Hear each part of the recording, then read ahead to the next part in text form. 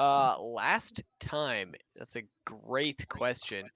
I believe we started where uh, the party had just defeated the Platypulus, or I believe that's what it's called. Yeah. Um, from there, we returned to Vine Creek, where we turned in the quest and received a increase in our rank. Um, Booker had received a letter along with that, um, essentially saying this was from uh, the oh gosh, I forget if they're sun or moon. Let me open my notes up. But he received a letter saying that he was recommended to one of the largest Arcana academies, um, of which he excitedly told the group. However, that academy was uh, many weeks away, um, by the capital of the Forest of Elcop, and upon telling the group, he asked Doran to finish up what he was doing and asked if they could move. Additionally, in Vine Creek, Doran had been visited by a certain very pink um, adventurer. Let me pull up. Let's see, characters. Where he had been told of a group called the now that my notes are actually open, Heaven's Knights. This pink-haired girl who was riding a pink dragon, their name was Valerie, essentially said, "Hey, come up into the sky where we train and people who have defeated and awakened the power of divine beasts." And Thorin was like, maybe."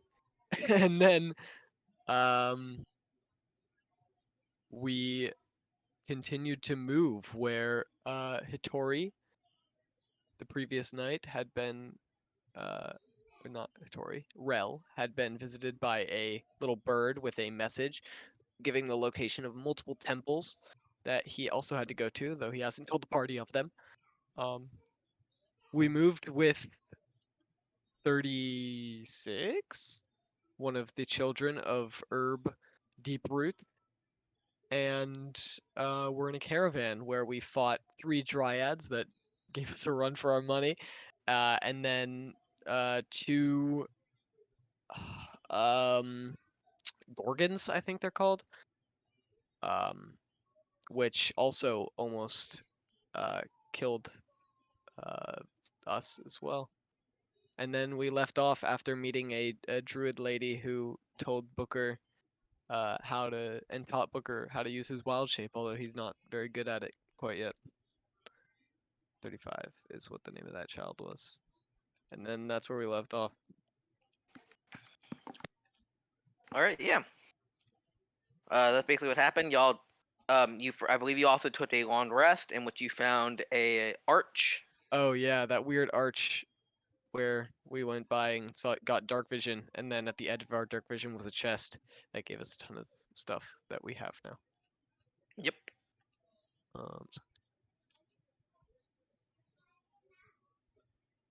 and now we wait for Doran. Mm-hmm. Forgot to log in too. I'm way behind. Fucking Wow, work. can't I'm believe you. I'm sorry. There was one time I was So early, and disappointed.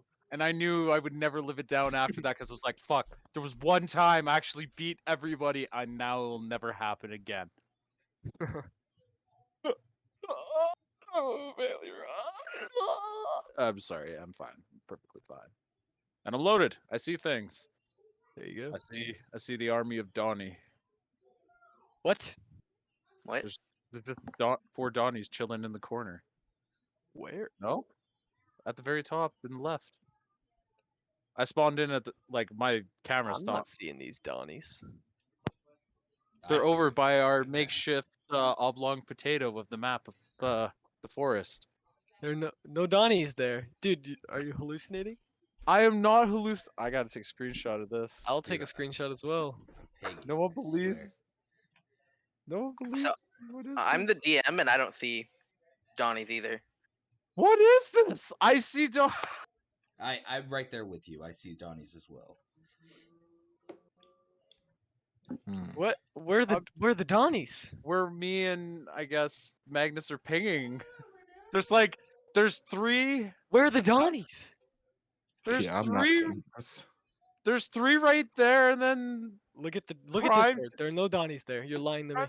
I'm not lying. Why would you ever lie to me? I'm so honestly. You don't even believe have you don't even have one of the buildings, Charlie. I'm What the not. fuck?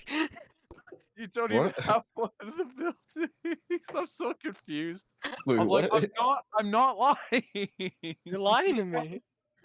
I'm not lying. I swear. Why would Because you I don't know do how to fucking screenshot right now. I had to take a picture on my phone, and I'm gonna send it to the Discord. Because I'm like, I swear I'm not lying Oh, about. one of the buildings. It came back.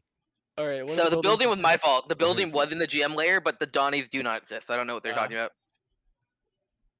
They ate some bad mushrooms in the forest. You never want to eat the mushrooms, guys. What? Time out. Time out. Don't eat the mushrooms. Hold up. But there are 4 Donnies underneath the screen. Yeah, I don't know. Yeah. I don't know. They don't exist. I'm the DM, and they're not on my screen. So Yeah. They exist on my screen. I swear to God. And here, you've redrawn that new building there. Oh no, God, that's horrible. I don't want to use that. That's All terrible. right. picture. Anyways, so y'all are doing your thing. Y'all have rested. That image. Anyways, y'all have long rested. And the gnome hunter comes out. He's like, all right. Everyone good? We're going to continue. I think so. So Yes, I Yeah. am fine to continue. All right. And the caravans take off. The gnome hunter walks up to you all, and he's like, all right. One more thing. I don't know if we told you, but we are going to be making a few stops along the way. At these stops, we'll be staying for a few days to, resupply, sell some product. fair enough. Sounds Booker good. casts Goodberry. All right, you cast Goodberry. He's like, hey, do you want to eat? Are you good? You hungry? Oh, for the thanks, gnome? Booker. Oh, Nom nom nom. Booker eats one. Gives one to Really? Donnie. He gives one to Lavendria, Doran, Alright. Rel, Magnus. Appreciate All right. Charlie, you need to take Magic Initiate Druid, just so you have a use of that doesn't eat your spell slots. You see, no. Yeah. Or Wow. I could, Slightly but called like, out, I don't. but I don't. eh. I could, but I I don't could know. have. I could have, but then I would have 16 wisdom. that's also true. Yeah, I had a cleric in another party who took Magic Initiate Druid and used Goodberry every day. That's the best way to use Magic Initiate. I've also thought about taking that on many other characters that I've played. But anyways, so you so as y'all are going, roll perception checks. the whole party? Yes. Rock and roll. Hell yeah. Hell yeah. Guys, this is not a great start. Oh, I'm just one out of patting 10. Donnie. Natural Oh, there it is. Yeah, out Yeah. of I'm patting play, Donnie, feeding Magnus. him his You and me Goodberry. cancel each other out. Unfortunately, it's a group average. Well, I just drank everybody down. Well, I mean, Come I here, also got a Magnus. natural one. Yeah. No. Wait, did Yeah. you? Yeah. Yeah. Hey, your natural ones look better than my natural ones, They okay? do. They're still glowing red. Your glowing red 8 looks better than my glowing red Uno card. Very fair. I'm standing here going, oh no! Everyone's like, you really don't want to be doing that, Doran. But I'm like, oh no! I'm too drunk to understand the game, lads. What am I doing wrong? I keep screaming Uno and they keep looking at me like I'm crazy. Oh. Oh, they're approaching us. Oh Guys, shit. I feel like this crown is Mm. magical. I feel like my perceptions have increased beyond human. Oh, you have your magic crown. It's Yes, not that's magic, right. but you have a crown. Yes, All right. but I don't know. So, Rel and Madness, you all are looking. Butcher and Doran, you all see nothing. Oh yeah. Doran, you like trip backwards and you just fall like upside down onto like a bag of just like a pillow or something, and you just like lay there. Super comfy. Yeah. Really Butcher, you're too busy. Donnie, you're like grabbing Donnie, and Donnie just kind of hugs your face.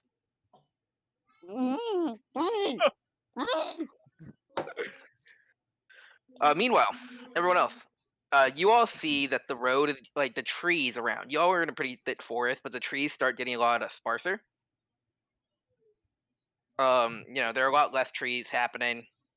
It seems almost like there are less trees going on. And man, if you realize that this seems to be like people are going in and cutting down trees, but it seems very controlled. Huh. Like they're doing it, as if they are doing like cutting down for lumber and stuff, as if it is a profession, not just people are doing it.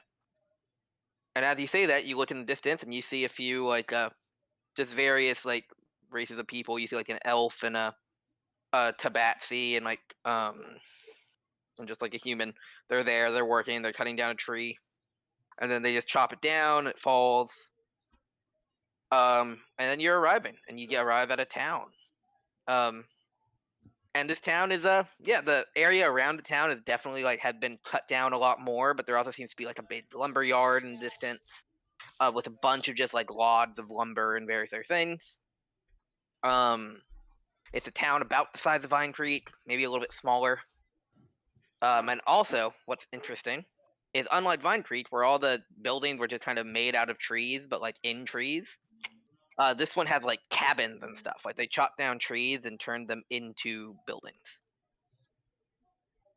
Interesting. And you hear one of the eventually Donnie gets off of you and you see. Ah.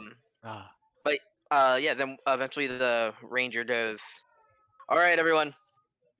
This is the town of Arzil, Arsel, one of the towns I mentioned before. We're gonna be staying here for." Oh. What? Um.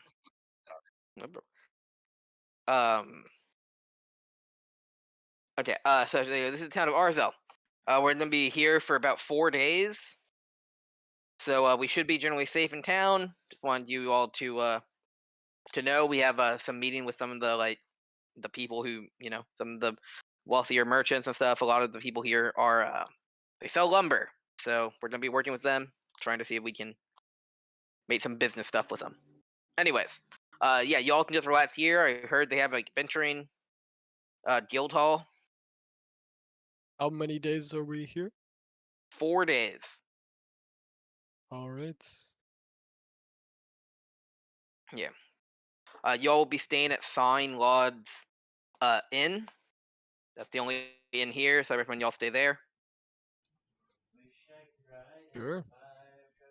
I'm gonna be staying in the forest. Oh, okay. All right. Anyway, so he tells you that. He goes back to like the front car, and you all start arriving at Alright, you all arrive at the town of Arcel. As y'all are arriving, you see that there's a pretty big building that's kind of like in the front of the town. And that building has like a mob of people there, just kind of like banging at the door and kind of yelling. Oh, Well, that sounds exciting. yeah. Let's see what the commotion's all about. Yeah, as y'all are going through in your little caravan, going to like the inn and stuff, and where y'all are staying. Magnus, with your natural perception check, you hear them, and they're just talking about what is it? You hear them, and they're like, "Hey, we don't feel safe here. People keep dying. We don't know why. Yeah, you're the mayor of the town. You need to like take care of this. We need to hire people." Oh. I look at the group and I'm like, it appears that things are keeping people around. Maybe we can solve this problem. I'm sure we could get some. It'd be a nice way to spend some days since we're make everybody's lives a little bit easier, huh? I mean, sure. Do you want to? I mean, would you prefer to just rest for 2 days or 4 days? Because I Sure. mean, I'm good with Here that for too. I mean, if people are just dying, I would rather not have to sleep with the fact that that could just happen to me. Doran kind of props up finally from the cart and goes, "Death, and no one's taking action. Is this not a sign we should act?" I agree, but Yeah, I guess. All right. Yeah, y'all are just talking about this. Y'all eventually arrive at the Sawing Lodge Inn and Tavern. It's yeah. Well, Beauty do name. we want to? Do we want to talk to those people rather than go to the inn? I mean, I'd be down for that. But we could also get some information from the barkeep. It's True. up to you all. I don't know. It's your quest. My quest. Yeah, you proposed it. All right, fine. I'll tell you what. You guys get us rooms for the evening. I'll work my magic in the crowd. All right, and I'll slink off of the cart as we're driving by the crowd, and I'll walk into it. Oh, before you go, Later. Booker taps you on the shoulder and casts enhance ability. For I believe it's Fox's cunning. Eagles. No, yeah, Eagle Oh. Splendor. Yeah. He casts Eagle Splendor, enhance ability on you, so you have advantage in all charisma checks. Well, thanks. I mean, He then will already go What and does Eagle Splendor look like when you cast it? he just taps you on the shoulder as you go, and his that's a very good question. He sort of has, as you can see by this picture, Mhm. never mind, you can't. I thought they were there. Well, he has like a feather laced into his braid, and as he taps you on the shoulder, this feather sort of like just blows in the wind a little bit, as his eyes glow a dark blue. All right. Hmm. Yeah, that happens. Magnus, you feel weirdly a bit more like people would like you. I'm feeling very splendorous. Yes, very eagerly. All right, boys. How are Have you fun. feeling? I feel I am like a bird. I want to fly away. And with that, I Fly leave. like an I eagle. will. I'll leave the cart and work my way into All the right. I feel like Magnus was one step away from a South Park song there. crowd. I'm super. Thanks for asking. All right. All right, yeah. So everyone but Magnus, y'all get off the cart. You go into the inn. You mean I don't trust myself purchasing in rooms, so I will be in the back. All right. Rel and Doran, you all go up in the front of the inn. Yeah, you all see that they're the innkeep, and he's like, yes, hello. Welcome to Sign Lodge Inn and Tavern. Doran will approach the keep with a friendly handshake and go, "Greetings, sir. My name is Doran Ironfoot. And this is my traveling companion, Ral. Do you have rooms available?" He goes, yes, we do. Would you like one? I turn to Ral and I go, "Everything all right?" Goes, yeah, all good. He goes, all right, so one room for both of you. You want a double bed, a single bed, a king bed? What kind of bed do you want? Doran will turn and go, "I'm traveling with companions. I have two others in our company. Looking for Oh, it's 4 more rooms." than just the two of you. I see. So this is a large little group. Okay. He goes to like a big book of that he has, like a log of everything. And he's like, Okay. We can give you two We can give you 2 double beds, or we can give you bunch beds.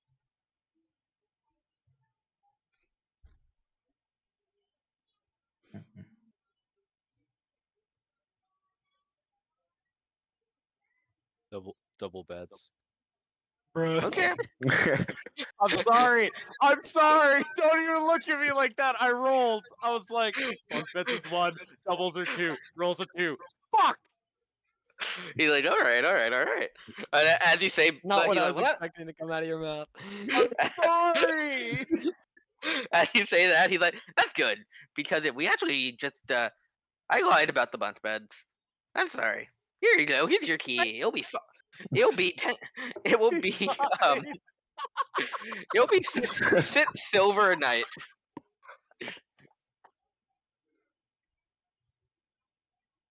I'm fine. Yes. Anyways, and he leads you upstairs. It's like there's like rooms on the bottom floor, and rooms on the top floor. He leads you upstairs, to a room that has just two double beds with like a nightstand in the middle of them. So they're still kind of close though.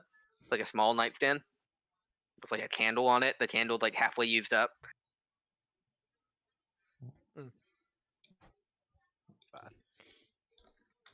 All things considered. Has a window. Ooh. Hey. Mm. Does it have glass? No, Oh.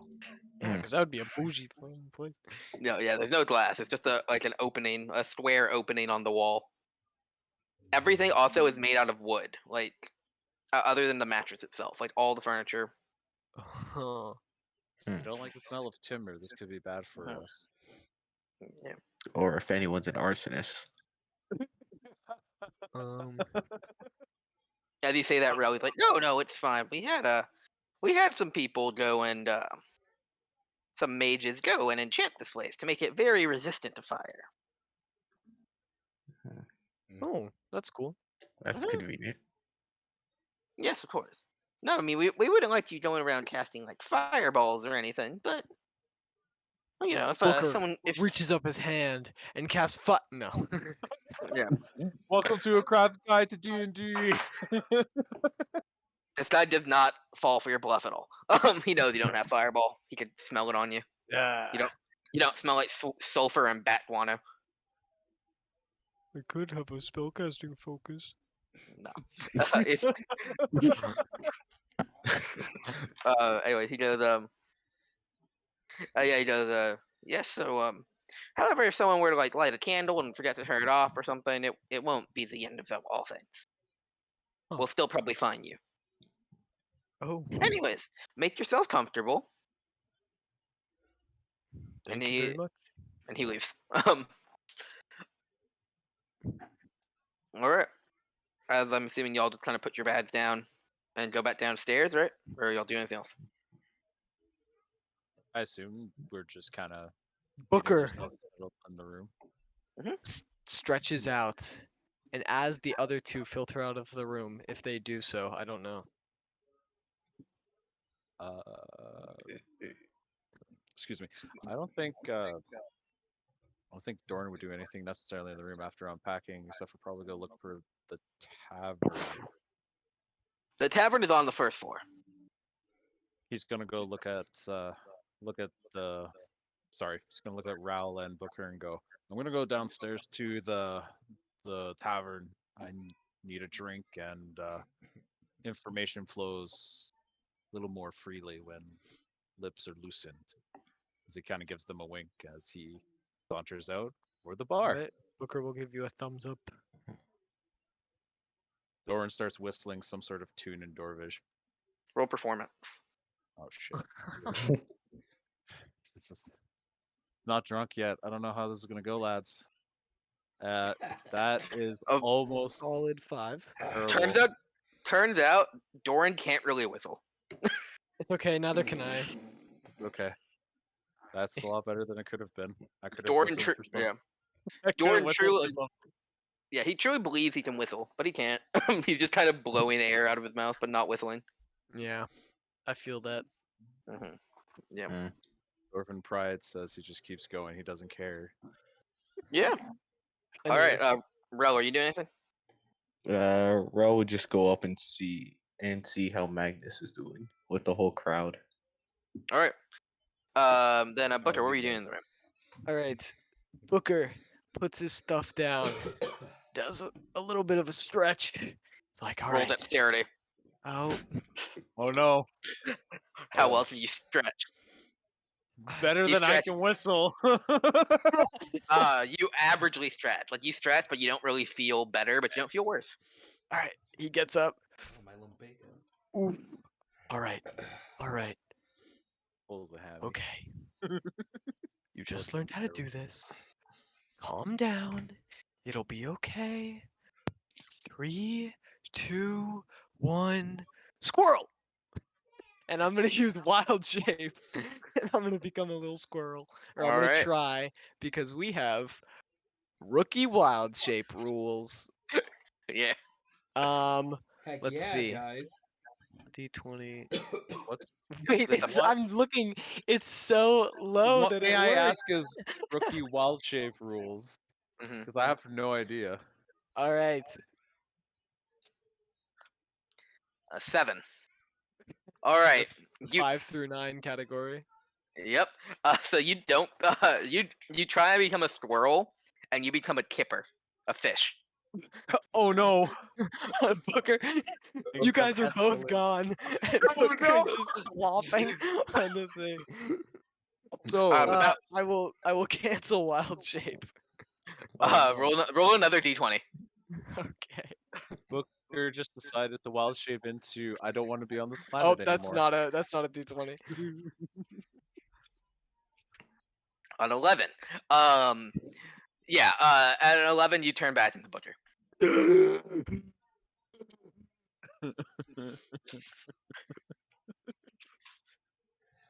No more practice next time. Buddy system. I will lay down on my bed and I will take a short rest. All right. You. Yeah, you do so. All right. You're catching your breath as you just have. You were suffocating for a period of time. Yeah. All right. Doran. You'd walk down. You go to the bar. Yeah, you see there's just a bartender there. He's like, ah, yeah, what do you want? Got anything strong? As he puts Yeah. down 5 copper or so. He takes your 5 copper and he's like, all right, yeah. He goes and he pulls out like a purple bottle, and he pours you just like a clear liquid, and he's like, here you go, some gnomish vodka. Interesting. Mhm. Thorn will nod Yeah. and drink. Not much. Not much that's stronger. Gnomes, they have tiny little bodies, but they have really strong alcohol. It doesn't work. They usually drink like 1 and they're done, but they make their alcohol as strong as they can. I was gonna say after hearing that, Dorn will take a drink from the gnomish vodka. All right. You drink it. It burns your throat a little bit. It's pretty good, but it's very strong. Yeah, you look at the label. It has like 180 proof, otherwise known as What? 90% alcohol. Long story short, Jesus so Christ. Dorian That's like- breathes dragon fire after 3 shots and is like, "It's party time!" No, I'm just kidding. Doran's probably gonna drink that and actually like that'll put a smile on his face and go, Yeah. I'm looking to talk or find information. Could I possibly interest in both?" As he puts more copper on the table for another shot or Yeah. another drink. The guy pours you another shot. He's like, "What do you want to know?" As Doran gets another cup and this time he'll swirl it a little bit. He looks to the barkeep and goes, "There's talk I heard from my companions. S- Villagers of some sort missing or worse. Any claim to that rumor? He goes, well, no one's been missing, but a few people have unfortunately just passed away.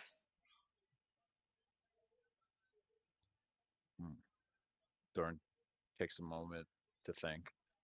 Was it natural there, barkeep? Some of them were. There have been 3 deaths. One of them was more. It seemed like an accident. Of one of them was when they were cutting down a tree, it fell on a person. That hasn't happened in 50 years here. We know how we cut lumber here in this town, so we know how to get away. But I heard that a tree fell on a person, killing them instantly. One of the lumberjacks. But the other 2 seemed a bit more natural. Oh, Yes, one was just kind of died in their sleep, and the other one seemed to have what appeared to be a heart attack just in the middle of the road, and they fell in the middle of town, declared dead on the spot.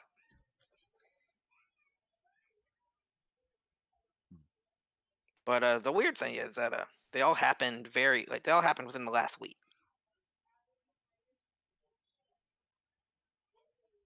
sorry, I'm just writing quick notes down.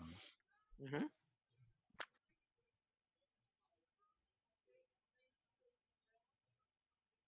Doran's gonna ponder this a moment and take another drink as the burning sensation helps him somehow think. He goes, "Were any of them known to one another by any chance?" Roll persuasion with advantage because you're drinking gnomish whiskey.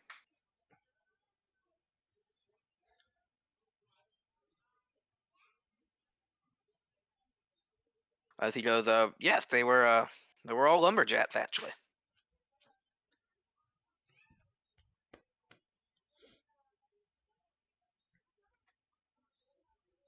Doran will nod as he finishes up his drink, looks to the barkeep and goes, "Has there been anything else strange or unnatural in the normal comings and goings of the town? Or has that been the only unnatural thing lately?" That's been the unnatural thing lately. Oh, actually, I did hear that. He thinks I'm gonna roll a thing for him. He goes, yes. Um, hmm. Yeah, no, that's basically been the 3 unnatural things. As far as I know, as a bartender, from what I've heard. Oh wait, also he goes, there was also an adventurer that died. There was an adventurer who was apparently looking into the other deaths. They were very weird. They were young, healthy lumberjacks. And then the adventurer also died in his sleep. So yes, there was a 4th death. Sorry, I forgot about him because he's not from this town. Doran will scratch his beard at the mention of a 4th involvement and go, interesting. You have my thanks, barkeep. Could I get Of course. Could I get one more glass before you go? This is rather delicious stuff. I haven't had Sure. anything like this in a while. The Another road 5 copper. Yeah. I have a use for copper. All the delicious ale, or better in this case. It's no vodka. Roll a con save because you down 3 of them. It's for poison, so you have advantage.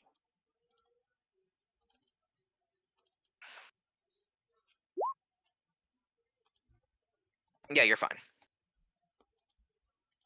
All right, Magnus. So, noticing the crowd of people, they're commoners, correct?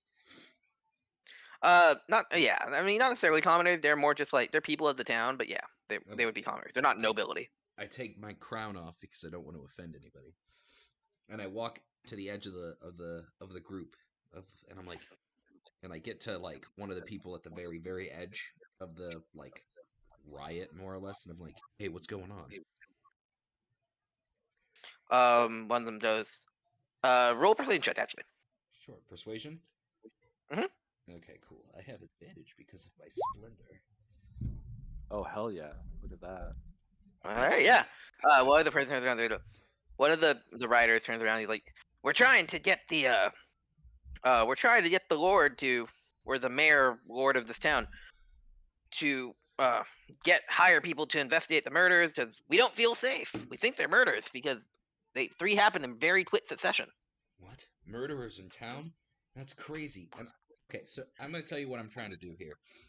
I'm gonna try and rile them up without like leading the riot, but I want to get them riled up so that this guy potentially get this lord to like follow the demands. So I'm like, oh, that's crazy. I can't believe he hasn't done anything about that. And then like I'll walk my way through the group and get up to certain members and be like, he should hire a group of adventurers.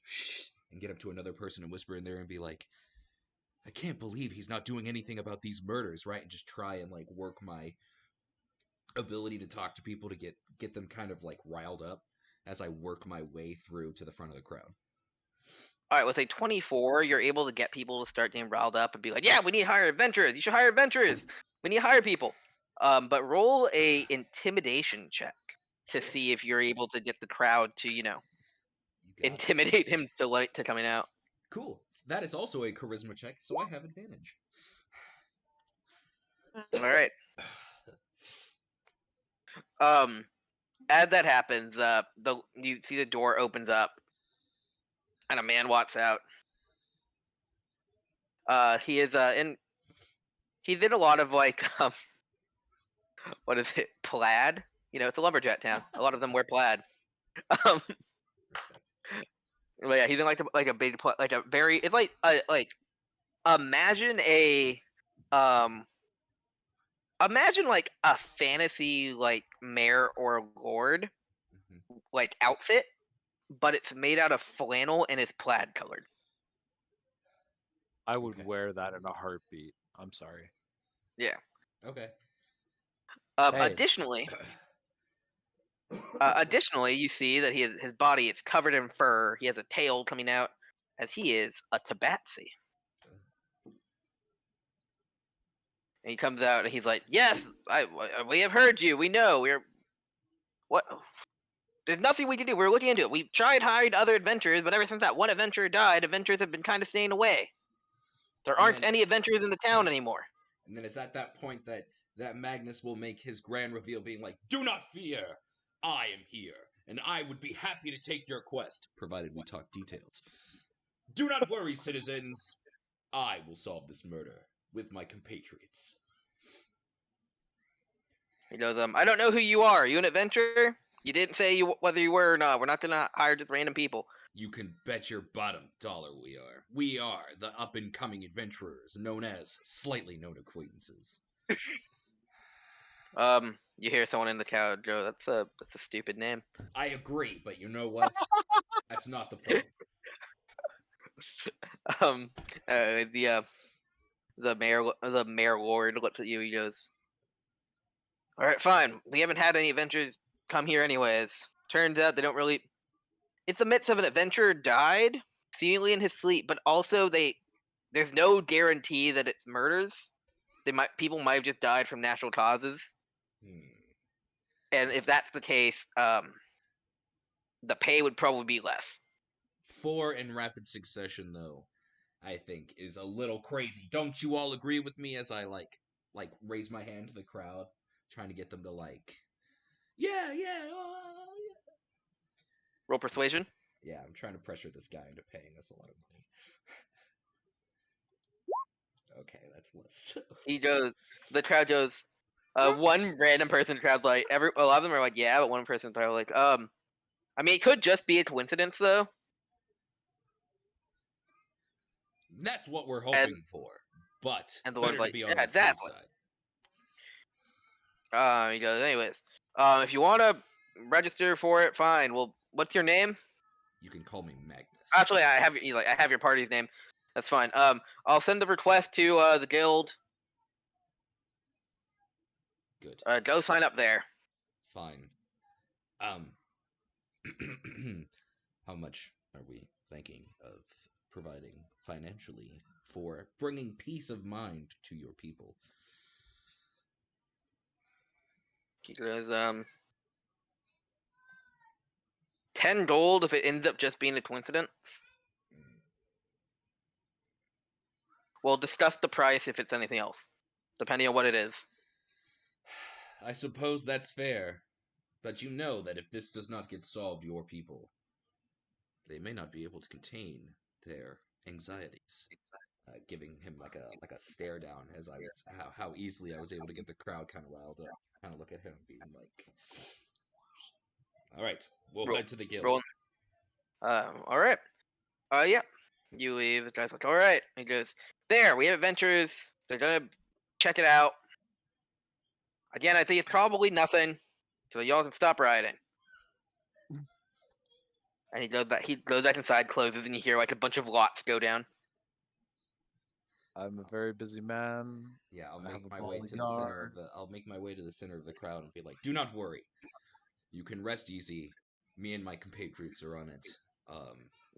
And I'll look for like the leader of the riot. I'll be like, "I might need if anybody here has any information about those who are deceased or whatnot, meet us at the tavern and inn." And I point down the street, and I'm like, "That is where me and my compatriots will be resting, and that is where we will have our office for the investigation." Just very loudly proclaiming where we are, so that if anybody in the crowd is the murderer, they know where we're located.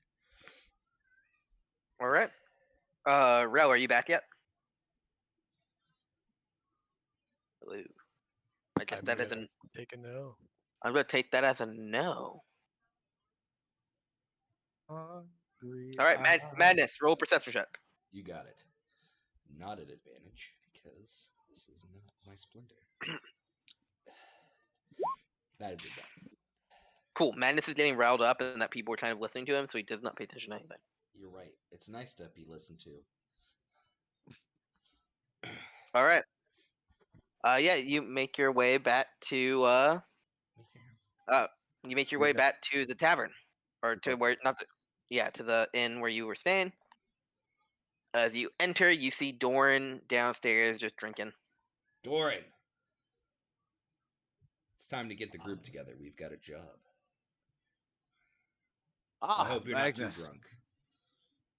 No. I actually found some really, really fine stuff. As Yeah, he I can smell points it from as he here. points to the 2 bottles that he is managed to put away. That is very gross smelling. I feel like I'm gonna catch on fire just standing close to you. Madness, roll a con save. Oh no. Oh no, that's intelligence. I'm so sorry. That's a natural one. Oh no, you're burning alive with me. Madness, you get a secondhand buzz going on. Oh, scheiße.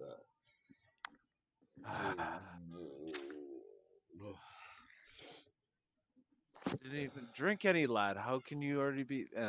Doesn't matter. What I was trying to get at before you said it was time to go is I've managed to get some information from the barkeep about that discussion I heard those rioters say about you went after. Did you learn anything on your end? Yep, I learned that people in this town are very easy to talk to. I also learned that the mayor's a cat. Did you know that? I didn't know that. He was wearing like this weird plaid. It was really kind of cool, but I didn't want to talk about it because I was trying to work my magic. Speaking of, the guild hall has a job for us. That cat person's gonna pay us for 10 gold if it's not murders. Which is, Sure. I guess, not negotiable. Doran will turn and look at Magnus and go, seems like I heard a bit of information regarding more of the victims as well. Did you happen to hear they were all lumberjacks, except for one? I heard one was an adventurer like us. Apparently, as Doran hiccups for a second and goes, "Wait a sec. You spoke to a cat." Yeah, it was the weirdest thing I think I've seen. Not the cat, the fact that it was a cat, but just like the outfit, man. It's like you're already covered in fur, and now you've got this like fluffy thing on Or- your body, and it's covered in plaid, and it's like it's super nice, but it must be like really hot in there.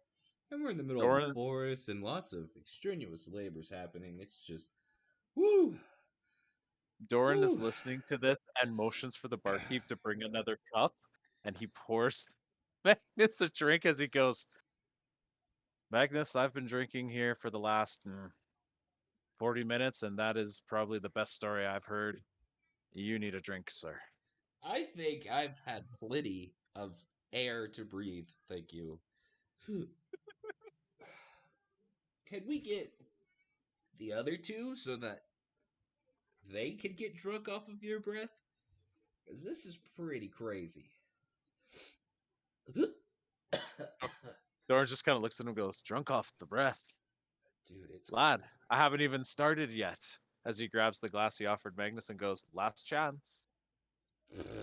I don't like to drink very often. Mm. Gotta keep my head so that people think I'm cool. And don't turn me in.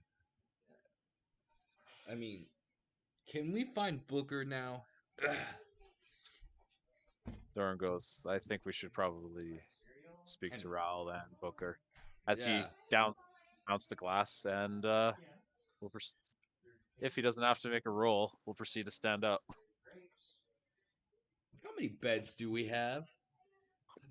Enough for everyone, right?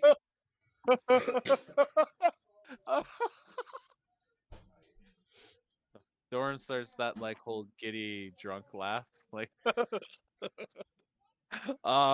wait till you lay eyes on the rooms, lad. It's the best thing ever." Okay, well, I might need a minute to get acquainted with my bed. All right. As y'all go upstairs to the room, you see Booker laying on one of the beds, just breathing very heavily. What? What the hell is this door? There's only 3 beds in this room. There are two. He's drunk. I'm a little. Oh. My brain didn't pick that one up. Perfect.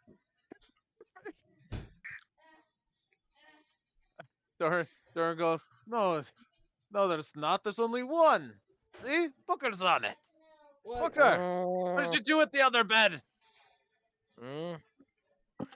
Hey, Booker, guess Booker what gets we up. sound? Booker gets up and, still heavily breathing, takes a Oh, no. unwanted, very heavy breath of your paladin drunkard aura, and Dude, we are empowered by gnomish vodka right now. Don't get me started. whoa. When did you get the blur spell? He's Ah. super powerful, man. I'm gonna take this bed and I'll walk to the bed that doesn't exist and I'll faceplant onto the floor. Oh no. Doran will like Oh! half acknowledge that Magnus laid on he thought a bed as well, and he's just like, "That's not the point. Booker, we have information about the unrest with the villagers. Right. That's why we're here. They have a Right? cat for a mayor. Did you know that? He wears A a cat fufu for a mayor? He Booker wears... thinks really hard and goes, "Cat." Oh no, I don't like where this is going. Booker, roll that d20. With a 60, I think that means That it worked. succeeds. Yes. I'm a cat now. He's just like in mid sentence, turning into wild shape in the cat in front of him. Doran is probably just gonna kind of like blink, stare down at Booker, and just go, lad look at his cup, look at Booker, and go, I might have actually had too much now. And Holy just, like, shit! shakingly- Holy shit, Booker! I think you could be their new mayor. Oh. Doran starts to hiccup a little too much as he tries to not laugh terribly hard at that joke, even though I laughed way too hard at that. I'm sorry. All right. As y'all are having your fun in the room, Rel, you went outside to find madness. Roll a perception check. Oh no. Oh, he totally avoids this shit, or he willingly involves himself in this nonsense. So, Rel, you don't see madness. As it seems like you all walked by each other and you didn't realize it. But as you're looking around, you see the riders. They're kind of dispersing now because they feel a bit better that they're getting adventures. You hear them say like, "Yeah, an adventurer said that they're gonna help out. That's good. Yeah, woo. Now, hopefully we can solve it." There is one rider. You see like a young-looking girl with like a brown hair, elven. Um, she's just there, kind of upset. More upset than everyone else. Everyone else seems kind of relieved, but she just seems a little mad. She's like, "Ah, they don't even care about the actual issues." She's just all mad at herself. Actual issues. Ro will go up to her and would just say like, "What's wrong?" So, what's wrong? She goes, "It's just." She's like, oh, hi.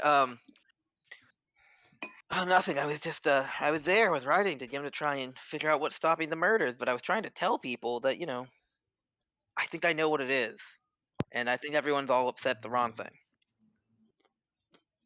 What it is? What do you think it is? Well, it's because we're chopping down too many trees. So you think it's some sort of tree spirit or something Maybe, I don't know. punishing people? Look, all I'm saying is we live in we can't be chopping down trees that much. This town chops down so many trees, cuts down more trees than anywhere else in the world probably. And I just think they're cutting down too many trees, and we need to stop doing that. If anything, we need to grow more trees. Like, I know we're surrounded by trees, but we need to grow more of them. And she like points, and she shows around town, and you look. He's like, look, if you look at, like, the rest of the forest is full of trees, but here there's not any. I mean, what are they gonna stop? They're just gonna keep chopping and chopping, and I don't know. I think that they chopped too many, and that's probably why.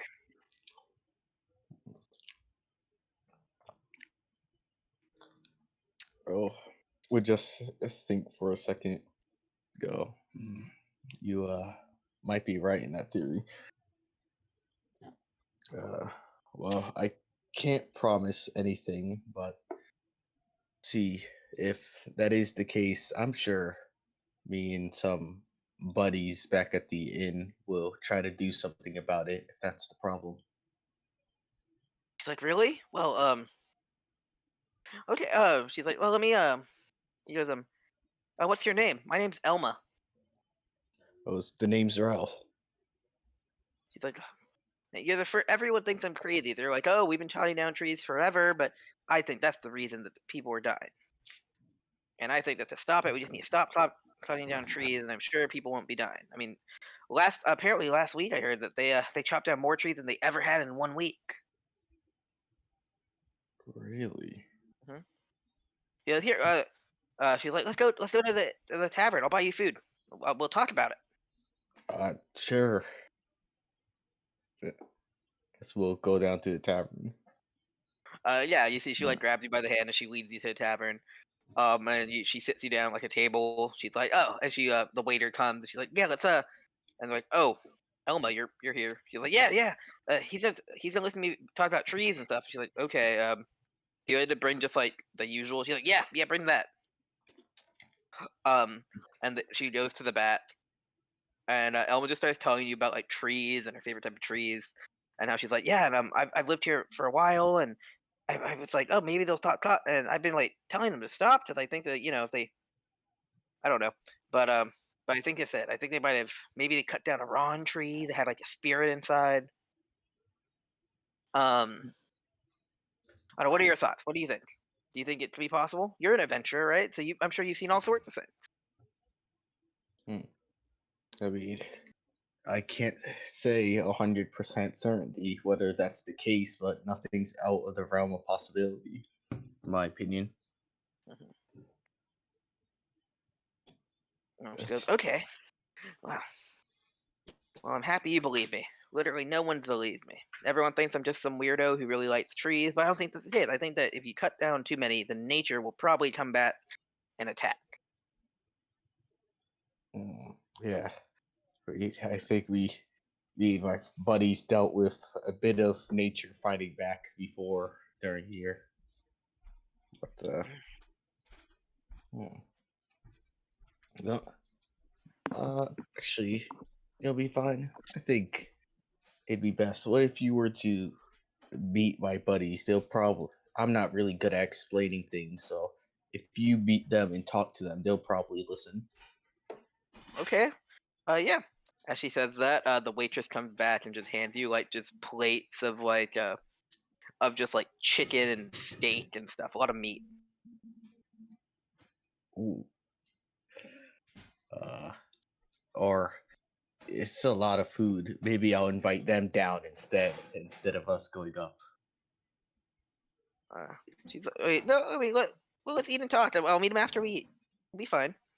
She's like, I just want to. You're the first person to listen to me, so I thought maybe I could, treat you to food.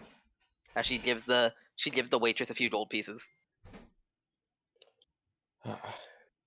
Bro just sighs and goes, "Well, I think this plate of food is probably the best thing he's eaten in a while, so might as well." Yep. All right. Yeah. Do you? She continues to talk to you about like trees and her theories and all sorts of stuff. We go back to the people upstairs. Everyone roll a Constitution check. Okay. I don't know. This floor is pretty cold. Oh, That's- I'm a cat right now, so cat 5e. That's an 8. Ignore the natural 20. I think they have less con. They do. Well, this is No. Why'd you roll with advantage? And because I still have it tagged for Eagle Because you're Splendor. charismatic. Yes. I mean. All right. Everyone rolled against. Everyone rolled one more time except for Doran. Hey. Uh-oh. All right. Yeah, Booker. Booker, you eventually come out of your high, and Doran, you stop smelling like High. alcohol, and you're fine. Not your high, your buzz. I like how Doran got buzzed. He apparently gained the aura of stupor to everyone else around him. Unfortunately, you get drunk in his aura. Nothing else happens. Just that. This is canon now, by the way. If he drinks the specific gnomish whiskey, maybe. Yeah. Madness is still a little out of it, Woo. Woo! but Booker, you're fine. You're a cat, but you're fine. Come here, kitty. I want to pet you. I slash. Roll the hit. Magnus, don't! It's Booker. He doesn't want to be picked up. Natural one. You hit. Your nail flies Oh, it's out. a as you hit his +0 armor. to hit. I thought it was said +4. Ooh. It's +0. Yeah. You stab at him, but you hit his armor in the wrong way, and your cat nail gets ripped out, and you take 1 point of damage, and you flip, and you appear No, back. To cats Booker. have 2 hit points. You take 2 points of damage. And Ah, shit. You appear. You pop out and appear as Butcher, and you're missing your middle nail in your right hand. Ow. Right back Ew. at you. Kitty's got claws, or maybe less so now. Did I? You do see it. Oh, sorry. Embedded in Magnus's like armor is Ew. just a human nail. Ugh. I will pluck it out. Oh. I'll place it back on the finger, and I'll look at Dora, and I'll say, That's gross. "Can you pump some of your celestial magic in here? At least Doran's sober enough to realize what's going on and just kind of stares at Come on, Booker as he just put reaches your out his hands on hand. here. Guys, don't worry. I am the champion. I've got healing powers, and I'll put my hands on Booker, and nothing will happen. Oh no! I cast Eldritch Blast. No, I'm kidding. Oh no, I thought you had like what is that? Burning hands or some shit. No, It's like, no. I oh think we no, did this cast. is real bad. I'm gonna use 1 point of healing and lay on hands Booker. All right, you do that, Booker. Your nail grows back, so now you're just placing like your dead nail on top of like the newly grown nail. Oh, it doesn't like fuse back? Oh, okay. Nope. Then I'll flick it out of the window. Roll d20. Oh no, It's in my eye. Ah. don't say that. All right, cool. Nothing happens. You just Cool. hear it plunk into the ground. So, Booker, that cat, he gave us a job at the Adventurers Guild. If you want Okay. to get paid, Well, because I you're a good think- kitty. you Dor- should probably lay down. Booker is gonna Dor- try and pick him up off the ground and put him Doran onto would an like to actual help. bed. Booker, would like to help. it's very sweet, but I don't need you to pick me Nope. up Oh, and put. ready? Oh, Ready? Ready? Come 3, on, buddy. oh, 2, two boys throwing 1. me in bed. This is kinky. Oh yeah, you throw Manus into bed. All right. Oh All right. my! I will haven't be mid. experienced this in a while. You need to. You relax, buddy. You relax. You've had a rough time of it. Gentlemen, Not easy. gentlemen, please. There's no need. We can all work together, I'm sure. And I shoot them a wink with my eagle splendor. I'm like, Okay. Mm-hmm. it's all good. You guys are awesome. Doran, do you want to go see what Rel's doing and maybe go to the adventure? Damn it! I fell for his wink. I'm trying to tell him everything's gonna be all right. As I turn back to Booker and go, "What was that, lad?" Maybe we should go to the adventuring guild. Magnus, you rest up, my friend. Yeah, sure. I'll be here. Waiting. Definitely clothed. I promise. jeez. Well, someone else has to sleep in that bed, so please be clothed. Booker, and you we'll head out. volunteering. Down, Have fun. downstairs. Oh yeah, y'all head downstairs. You see Rel sitting at a table with just a bunch of meat in front of him, and there's a girl just talking about trees. Oh, What's your favorite kind of tree? Mine's the I sycamore. will walk down the stairs, attempt to make eye contact with Rel. Roll perception with disadvantage because you're being talked at about trees. This tree conversation is very important to me. No, every time you try and look away, she you grabs roll? your arm and Nine. pulls your. Yeah, every time you try and look away from the conversation, she's like, no, but also, and she gets a little closer. She pulls your pulls you by the arm and pulls your face back into the conversation. She's not letting you leave the conversation. She's yeah.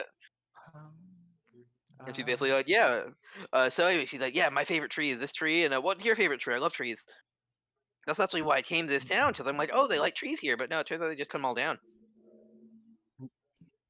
Yeah, that's Booker will interesting. walk over to Rel, tap him on the shoulder, and be like, "Hey, we have a job." Oh, hey, Booker. Hey, are you good to go, or is this important? What's going on? Goes. I mean, I don't believe there's anything very important left. As he looks back at the girl, and like, She's like, oh, you already done go. She's like, no, are these your friends? yeah, these are my buddies, adventuring pals. She stands up, does a little bow, and she's like, hi, I'm Elma. I was in part of the riot, riot, people just kind of angrily yelling. I'm not really a riot. Nothing was destroyed. But anyways, yeah. I was there because I was trying to tell them that I think they're cutting down too many trees. I think that's why people were dying. Cool. Mhm. That's good to know. We'll look into that. Okay. If y'all need any like help or any more information about like trees or any more of my thoughts, I'll be around. Sure thing. Rel, Right. you want to Mhm. head to the guild? Yep. Sounds good. Where's Magnus? He's He's taking a little power nap. He got a little intoxicated. Hmm. I see. Yeah. Oh, then let's go. Dora looks around and goes, "Couldn't be us." We're off to the guild. All right, yeah, y'all head to the guild. It's close. It's like maybe a building away or two buildings away. It's smaller than the Vine Creek Guild. And yeah, y'all arrive there. It's very empty. Is there anyone at the front counter? Yes, Yeah. there's a little halfling woman there. Just a bit older, probably like she's a halfling. So her age is kind of weird because halflings can live longer. But she looks like she would be like human, like 40s, Hmm. just halfling. Booker will walk up, be like, "Hello, we're here. We were told that a quest was just sent in for us by the mayor, I think, right, Rel?" I don't think Corral knows, so Oh, he's just fun. he's just gonna sure, thumbs up. Doran will. Whatever you say, Booker. She Doran goes, yeah. will. Actually, the quest did come in. What's Doran doing? Oh no, Doran was just gonna nod and go, "Yeah, mate, that is correct." She goes, Oh, yes. cool. Yeah, it just came in. Here you go. It's from Mayor First Spot. First spot? Mm-hmm. He's the mayor of the town. He's also the kind of the lord, but also the owner of the First Spot Lumber Corporation. Oh, I see what's going Mhm. on. What? Booker stares off at the fourth wall. I see. You stare at a wall that has a big 4 on it. Quite Wow. literally. Right. What a And cool what wall. does this read? Yeah, it's just like Lord Derek First Spot, Lord and Mayor, is looking to hire the adventuring party of slightly known acquaintances to see if there are any murders happening in the town, or investigate the deaths, see if they were murders, if they were just coincidental, and if they were murders, figure out who did it and stop them. Thank you very much. They said like reward is dependent. Reward is 10 gold minimum, dependent on results you find.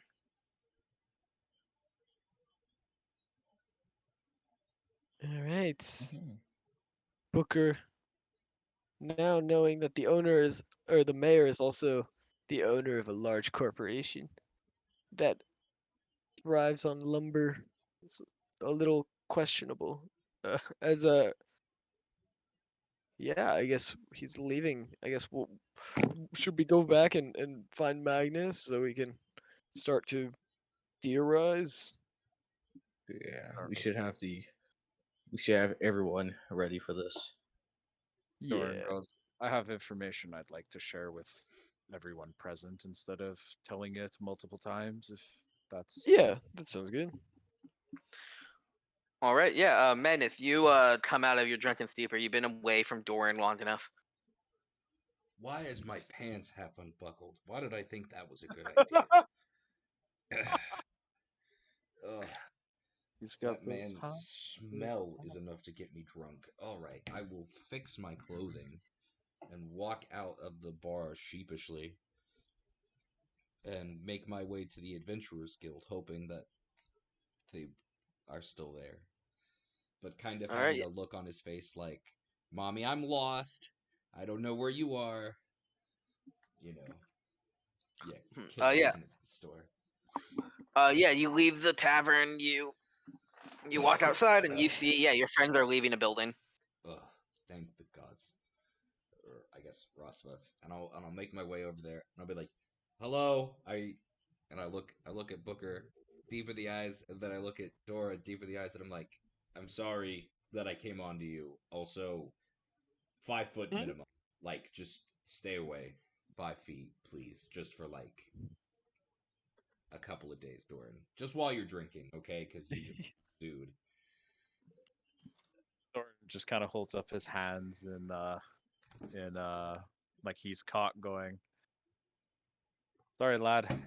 It was a while on the road. I relapsed to my old ways. No, I understand. Try not. Trust me, I do. We all need to unload sometimes, but woo, that's some strong stuff. Anyway, did you guys get the quest? Is that the adventuring? We did. Uh-huh. Hey, excellent. What are the Shall deets? we? Doran looks around and goes, "Before Pool we information. discuss, shall we reconvene at the cart?" Oh, sure. Yeah, let's pool information. Okay. As Doran walks over to the cart and opens it up into the what he calls the forge setting, where it just kind of think of it like a book. It would just kind of open up a bit sideways, and there's a it it opens up where I can make a table and stuff comfortable for us to sit, where we don't always have to go to an inn or something. It's also where I work on stuff on the road if there's any projects like that.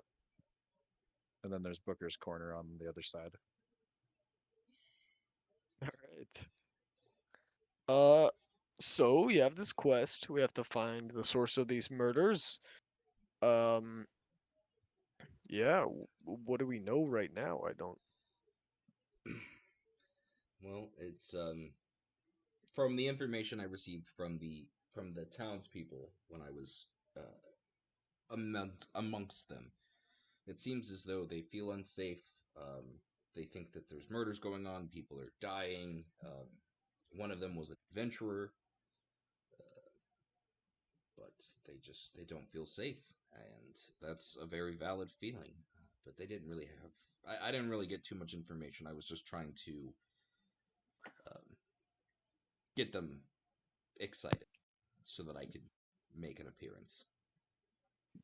Sure, sure. Rel, you seem to be talking to that lady. Yes. Besides many facts about trees, uh, at least that lady thinks or believes that some sort of spirit is getting revenge on this town for cutting down trees. Hmm. Mm-hmm. All right. Spirits. Interesting. So, yeah, we know that, I mean, the mayor of the town is the owner of the cutting corporation, so He is. he is. Hmm. Interesting. So, I don't know. Yeah, I think maybe we start with trying to find something like a spirit or something along those lines. I'm not Wh- sure. When did the mind if I ask, when did the first death happen in this town? Doran, There, Doran will scratch his beard and go, "Well, from the barkeep's memory, he says earliest death was a week ago. And then the others followed within that week period, with the last adventurer investigating any of this being the last one to die recently. He said 2 days? According to the woman, last week was also the time in which they've cut the most trees they've ever cut. Yeah. remember those dryads we met on the road. Maybe Yeah, they cut too deep into their territory. Set them That's up. what I'm Should we? That's what I'm possibly thinking, but uh, Doran goes, what do we? dryads? Yeah. There were dryads? Yeah, when we all decided we were going to kill each other very quickly. And, That's the whole reason why he doesn't remember. Joking. oh, I was like, see. he That was was a charged. joke. He didn't know. Do believe Royal goes, do we know their cause of deaths for these people? Have they all been the same, or Doran? Doran will scratch his beard and go.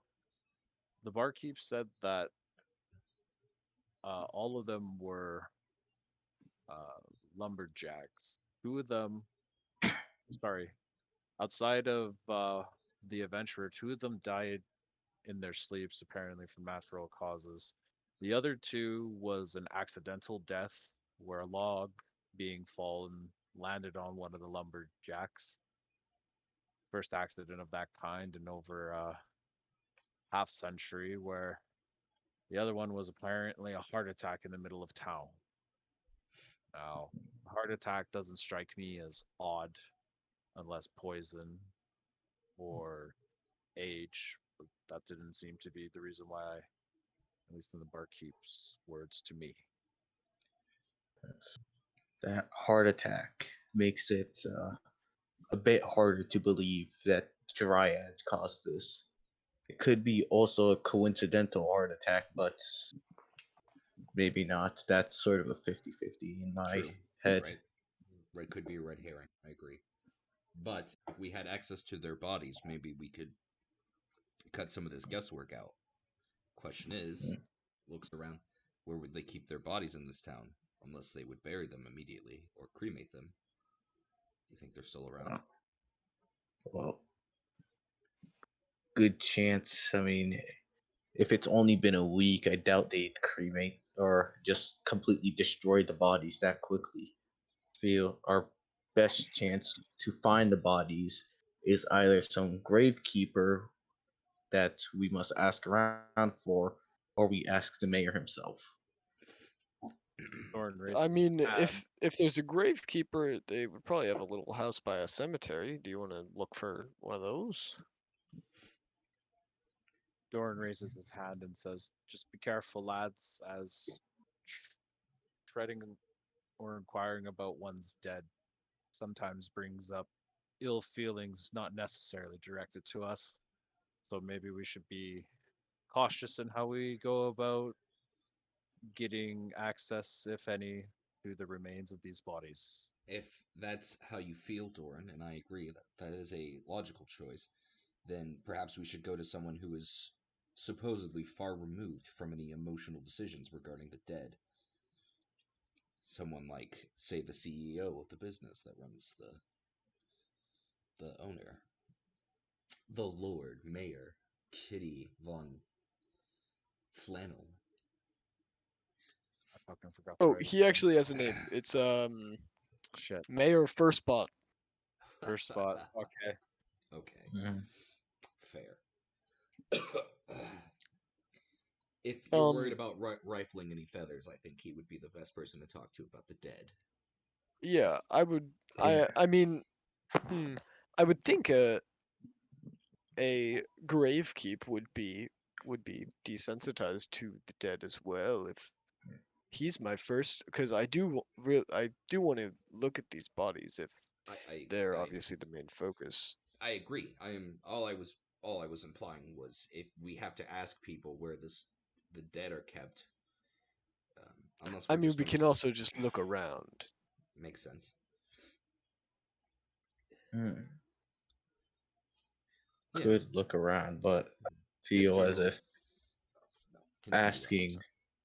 asking someone who already knows the place would be Sure, go easier and ahead, ask. possibly lead to more info. Or we're not going anywhere dangerous. It's just a town. If we can just, maybe just split up, two people look around the town, try to get general information. Two people talk to the mayor or a gravekeeper themselves. Well, also, I would love to go to the gravekeeper. I mean, But I was gonna ask, is there a place of religious significance anywhere in the town, or would it just more so be maybe a grave area? Y'all don't know. You haven't looked around. Yeah. one more thing, and this will be my last push. I am okay with us splitting up together information. That's fine. But in order to speak to the mayor, Mayor Firstbot, we would be in his house. We could apply some pressure and see if he's hiding anything, potentially. And as we have just taken the job from him, it'd be a good chance for us to gather what he thinks, potentially see if he's hiding something, and gather information about his town. But if you all want to get a vibe check by just walking around the streets, that's fine too.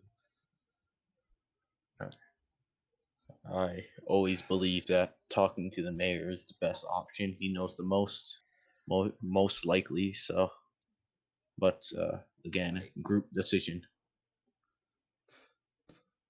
Sure. We Let's can just go to the not mayor. let's just not go lose the job over a question period. All right. Oh, I mean, what does he have to lose? I mean, we're just trying to be thorough. We're just trying to complete his quest that he's given us. Exactly, as Right. quickly as Yeah. possible. Mhm.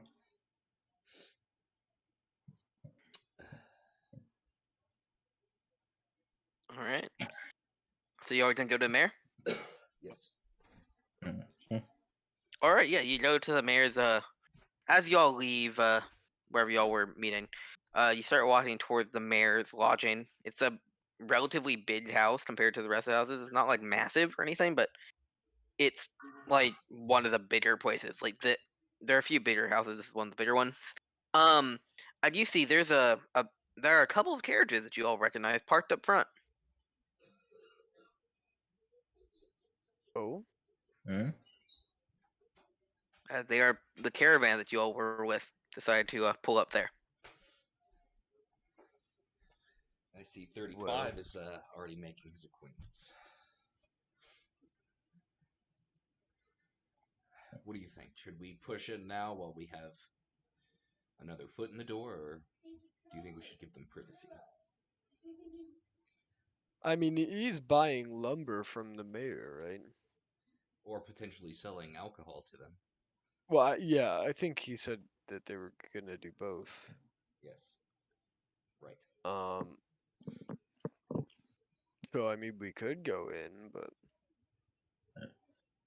Think if there's a possibility that they'll begin chopping lumber and isn't using already pre-chopped ones, I think it'd be best if we get in right now, as if the spirit thing is true, chopping lumber could be bad news for everyone. Okay. sure.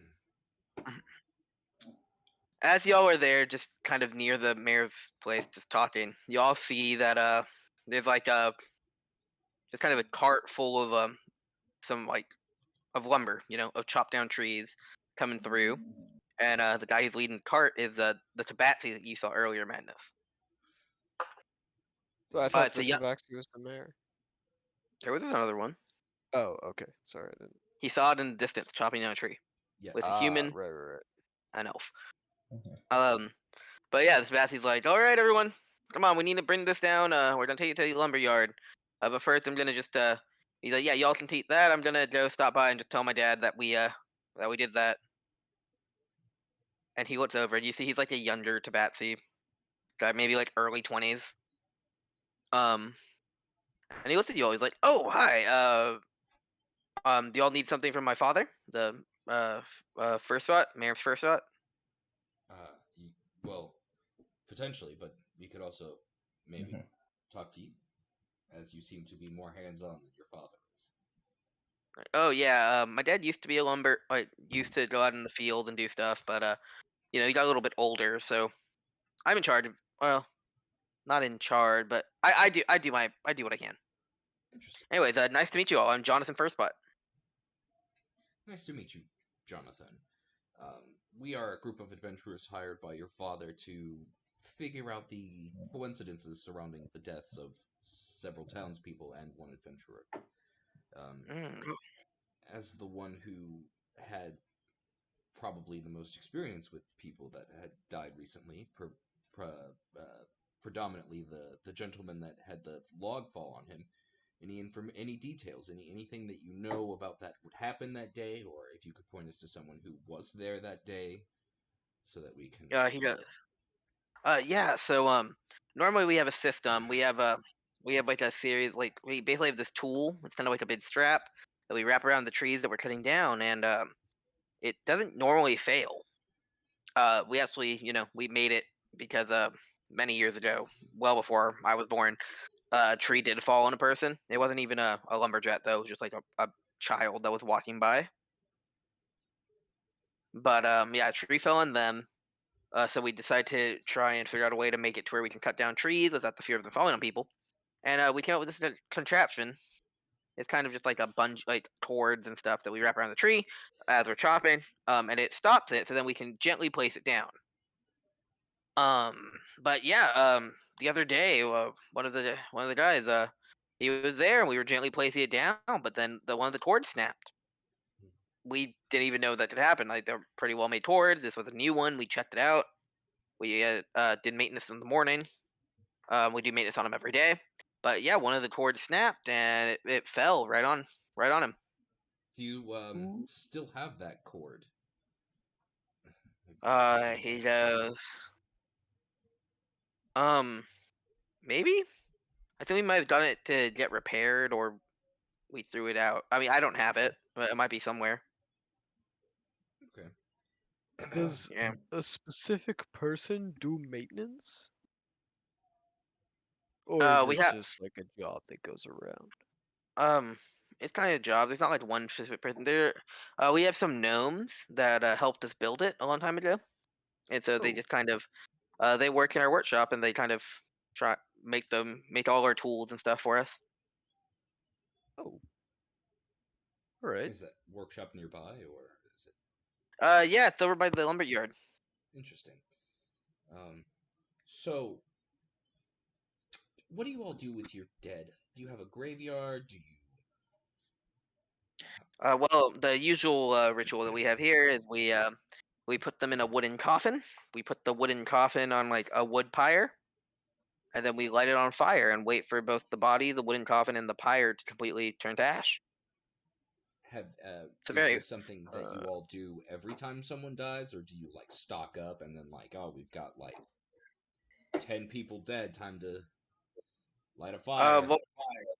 we don't usually stock up. I mean, people don't, other than this past week, which is just really unfortunate. But we don't normally have that many people dying all the time, so I don't really know how it works. We did do it for the yeah, we did it for the first person who died. And the second person, but we didn't really have. But we need a bit more lumber for the third, so the third body should still be alive. Hmm. And the fourth as well, right? Should still be. They're only 3. Oh, the adventure. I don't know what they did with the adventurer's body. Oh, never mind. I think the other adventurers might have taken it or something. Or I don't know. The guild handles that. We don't handle that one. Well, we could ask. Okay, fair enough. Magnus looks at the rest of the group and seeing if anybody's got anything they want to add or questions to ask, or. Well, aside to Well, that, anyways, do y'all want to come in and speak to my dad? Yeah, I Yeah. think we're on our way to do that. Mm-hmm. Yes, indeed. Mm-hmm. And he's like, yeah, all right. Yeah, come on. And this young Tabaxi goes in. He like puts in his key into the front door, and it opens up. His key is made of wood. The lock is made of wood. Everything is made of wood in this town, guys. Wow. That's not very good. It's magic wood, but it's still wood. Even the toilet paper's made of wood, guys. It's made the toilet paper is made out. Well, I it's mean, it's paper, so yeah, it's paper, Yeah, it came from a tree at one point. My but it's brown. statement is not wrong. Yes, but it is like brown. It's not bleached white like normal toilet paper is. Oh, that's fine. Yeah. Some napkins. But yeah, you all yeah, he leads you inside his house. Again, everything is made out of wood. And he's like, yeah, come on. I'm not entirely sure. Actually, I'm not entirely sure where my dad is, but he's probably in his conference room. I think he had a meeting today with some people. I think they're also staying in our guest house or guest room. I think they're in our guest room. Bit of wood. Okay. How well does your father handle interruptions to his business arrangements? It should be fine if I do it. All right. Will you? Or could you let him know we're out here waiting for? Yeah. Thank you. Do y'all want to come with me, or do I just go by myself, tell him, and then let y'all in? Probably. I mean, I wouldn't want to barge in, especially as a stranger. So All right. if you He could, go. Yeah, he leads you down like the first floor, like hallway, to a room where there's like to a room. He's like, just wait here. He goes in. He's like, hey, Dad. Yeah, I'm back from chopping down some trees today. Oh yeah. Also, the adventurer that you hired are here. And it's like, oh yeah. Lead him in. It's fine. And yeah, you go. And Jonathan comes out. He's like, yeah, come in. Excellent. Perfect. And the dad's there, and sitting next to him, you see 35. Hey. yeah, you do see 35. Sorry, my aunt just asked for something. That was weird.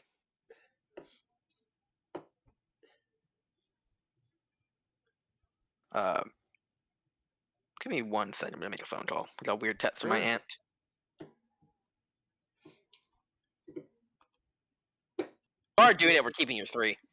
The fridge is not running, unfortunately. I have no idea what this adventure is talking about. What's a fridge?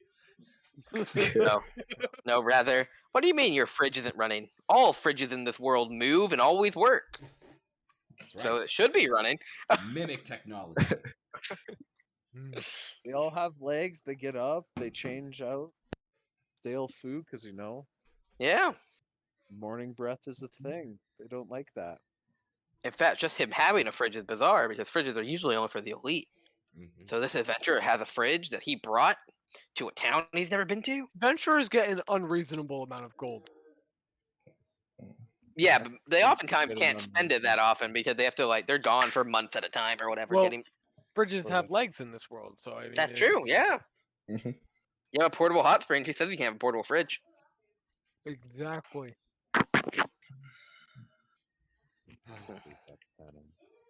You guys. Anyways, so yeah, yeah, you all are welcomed to the room, and yeah, you see sitting next to the mayor first spot is 35, as well as his aide. Hello, Mayor. First spot. Hello, 35. As I, bow my head. Everyone's like, hey, hi. I'm still 16. You don't have to bow to me. It's fine.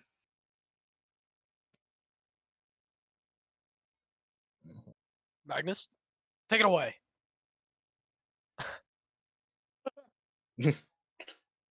Ooh, Manus left.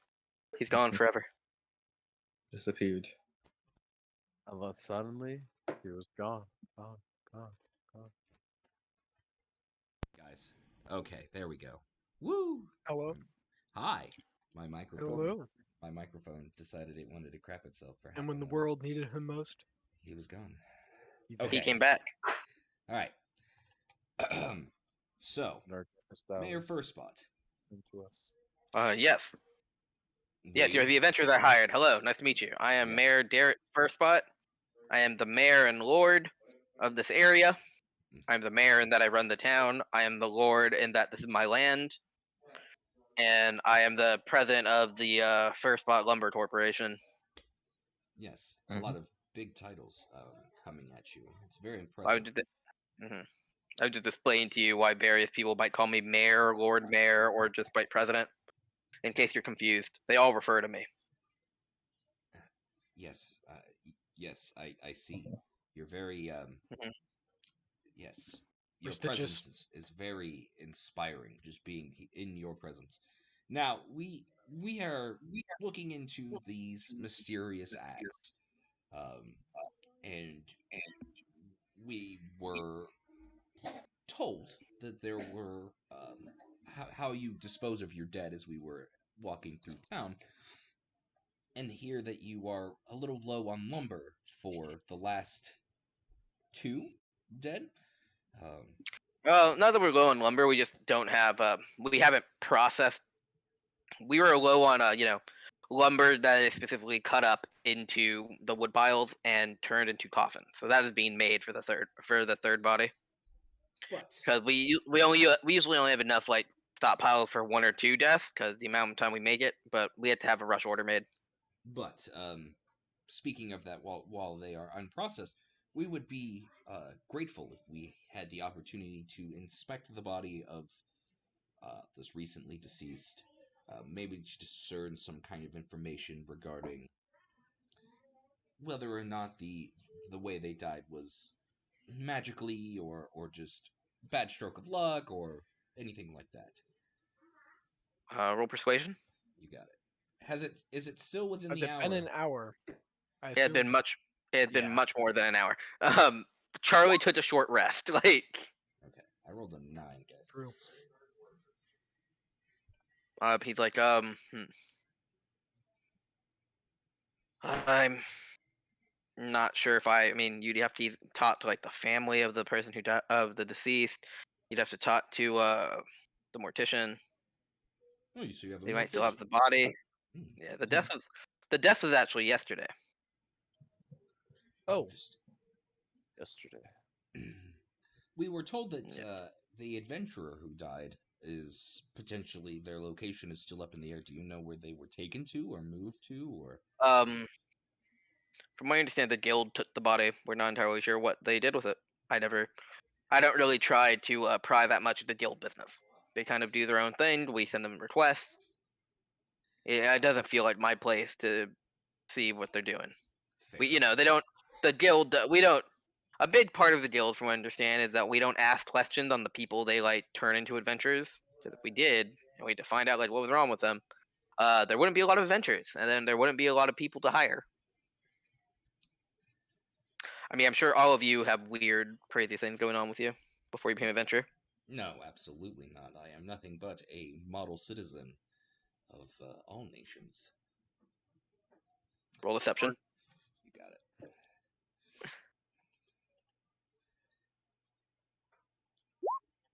God be damned. Versus. Because yeah, I was super interesting before I became an adventurer. Roll deception.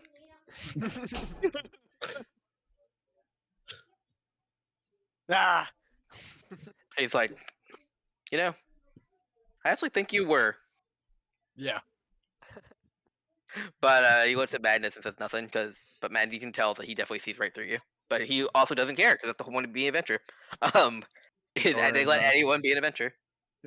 Doran is just like, yeah, and just a small tear rolls down his face. Mhm. Silent I like- war stories go through his mind. Lost friend. Everybody's so But anyway,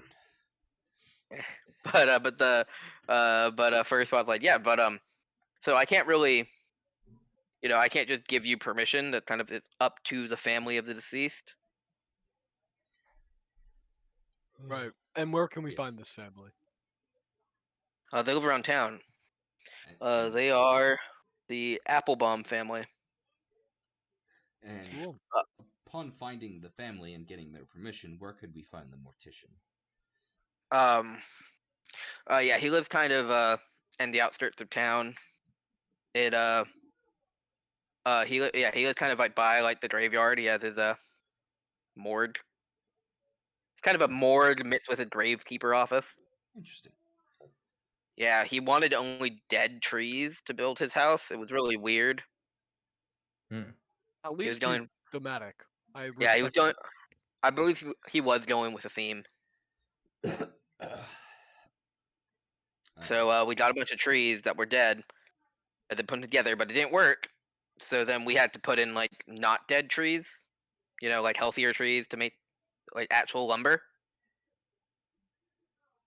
And then it worked. So it's kind of just like a normal house with Oh, an outer layer of dead trees. I suppose it's about the principle. Yes, Mhm. exactly. The incident that happened earlier this week, the thing that kicked everything off, there was a cable that had broken. We were told it was either at a workshop or it could have been here. Would you happen to know what happened to said cable? I'm gonna roll a check for him. Roll a persuasion check. Sure.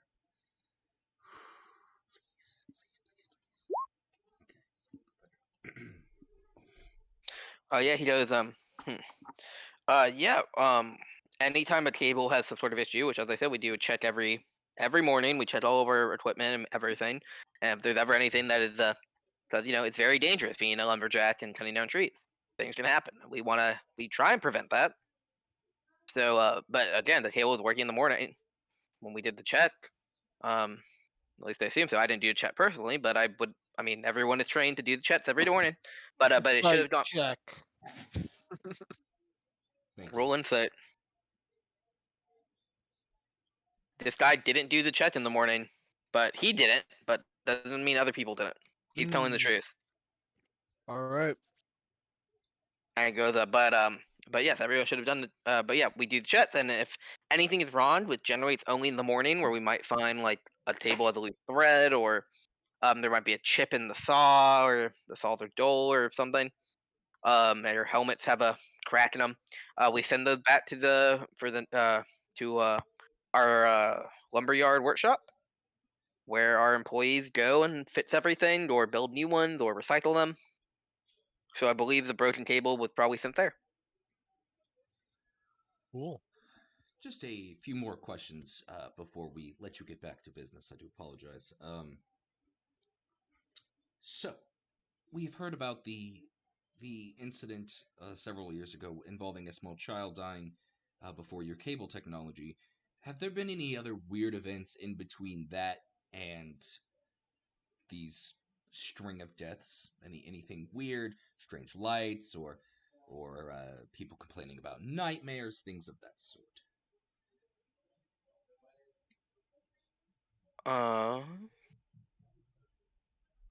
He goes, no, nothing like that. And that was that was about a little over 50 years ago when that child died. Because they were again, this was when my father was in charge. But basically what happened was we had signs all over, and usually we were always very safe. But a child got through and got into where we were working, and we dropped the tree, and they went under the tree. So and while we're generally pretty good at making sure we don't stand a tree, it's hard to account for someone who is not in our control, like a lost child or a child who's doing that. So we created our cable technology that kind of stops it after we cut it down, so we can aim where it falls. He goes, but no, nothing weird has been happening. I guess, but one weird thing is, and this is the reason why we have our lumberyard here. But trees, I don't know if y'all know, but the trees in the elk oak wood, they grow massive and they're huge, as I'm sure you all know. But one thing that y'all might not know, to the most of it is very condensed with trees, is that trees here and plants here in general tend to grow very fast. Right. So if we were to like replant a whole like an empty field of trees, it would probably grow back to full in maybe a year. And not like small little wimpy trees, but like big towering trees that we can cut down again. But Mm. but one thing we noticed in the last about 40-ish years, trees in this area have been growing much faster than we expected. Trees can, we plant a tree and it can grow back in Hmm. a few months to full size. So Have actually, our you business had been picking up a lot. have you noticed a general increase in the fauna of the land? He goes, not necessarily. They tend to stay away because we always have lumberjacks out cutting down trees, and that tends to scare them. Mm-hmm. And we actually don't even get that many monsters because just the noise of the saws and all that tends to scare monsters away.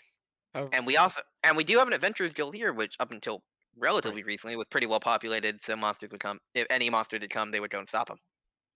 and has anyone who has been cutting down wood reported strange sights of any creatures at all? He goes, not to my knowledge at all. Hmm. Do I believe him? just just for Roll the hell insight. of it. Just for the hell of it. Might as well. 9. You don't know. You don't really know how Yeah. this works. All right. So, if I had a question about employees, would I talk to you or would I talk to your son, Jonathan? This What is question is it? Well, as the president, lord, and mayor of this area, you have people working for you, and you have people who follow your dictates as a mayor and lord. Um, has there been any thorns in your side? People who are constantly causing trouble, or maybe not constantly, but are providing, or just a general nuisance or thorn in the side, um, or any particularly charismatic people within your office or your employees who the others out in the yard look to that are not particularly that aren't you or your son. Yeah, um I'm gonna be honest, I don't really know. I get a lot of people coming to complain to me about various things every day. But most of it's just kind of more them complaining to me as a mayor than anything else. So I'm not 100% sure. Okay. I have like shift managers and stuff who manage a lot of the employees. Um, but yeah, in terms of just like people have been complaining for anything I do, yeah, I mean it happens. I'm the mayor and lord of a town. We get complaints just in general. Yeah. Fair. Yeah. Mhm. He goes, just today there was someone who was coming in complaining. Yeah, just today we had the crowd of people who were complaining about all the murders. Yesterday we had this one girl who came in and complained that we're cutting down too many trees. But yeah, nothing really specific. Interesting. Um, do I believe him? Yeah, hell yeah. Roll insight. Cool. Here we go, guys. Yes, down. Yeah, no, this guy seems like he gets a lot of complaint, and while he might act on like some things, most of the time he doesn't, because he just gets so many in the volume of like, being the Lord Mayor of a town. He has such a large volume of like complaints, requests, and stuff that he doesn't really pay attention to a lot of them, so he can't really answer your question like super thoroughly. So this is like about as much as he knows. Enlightening. I appreciate it. And I look to the rest of the group and I'm like nodding my head like if you have anything you wish to say or ask before we start our investigations, now would be the time. I don't. Mhm. I have a silly question to ask that doesn't Sure. pertain to our investigation. As he Excuse looks me? at the mayor and goes, Oh mackerel no. or tuna? God damn it, that's just racist. Oh, were you asking what he liked? Just curious, because if we're going out to investigating, there's a way to get on people's good sides. So I was just curious, mackerel or tuna. He lets you just because I'm a tabaxi. Have you never seen a tabaxi before? I apologize for my friend. We'll be on our way now. I'm shuffling Doran out of the room.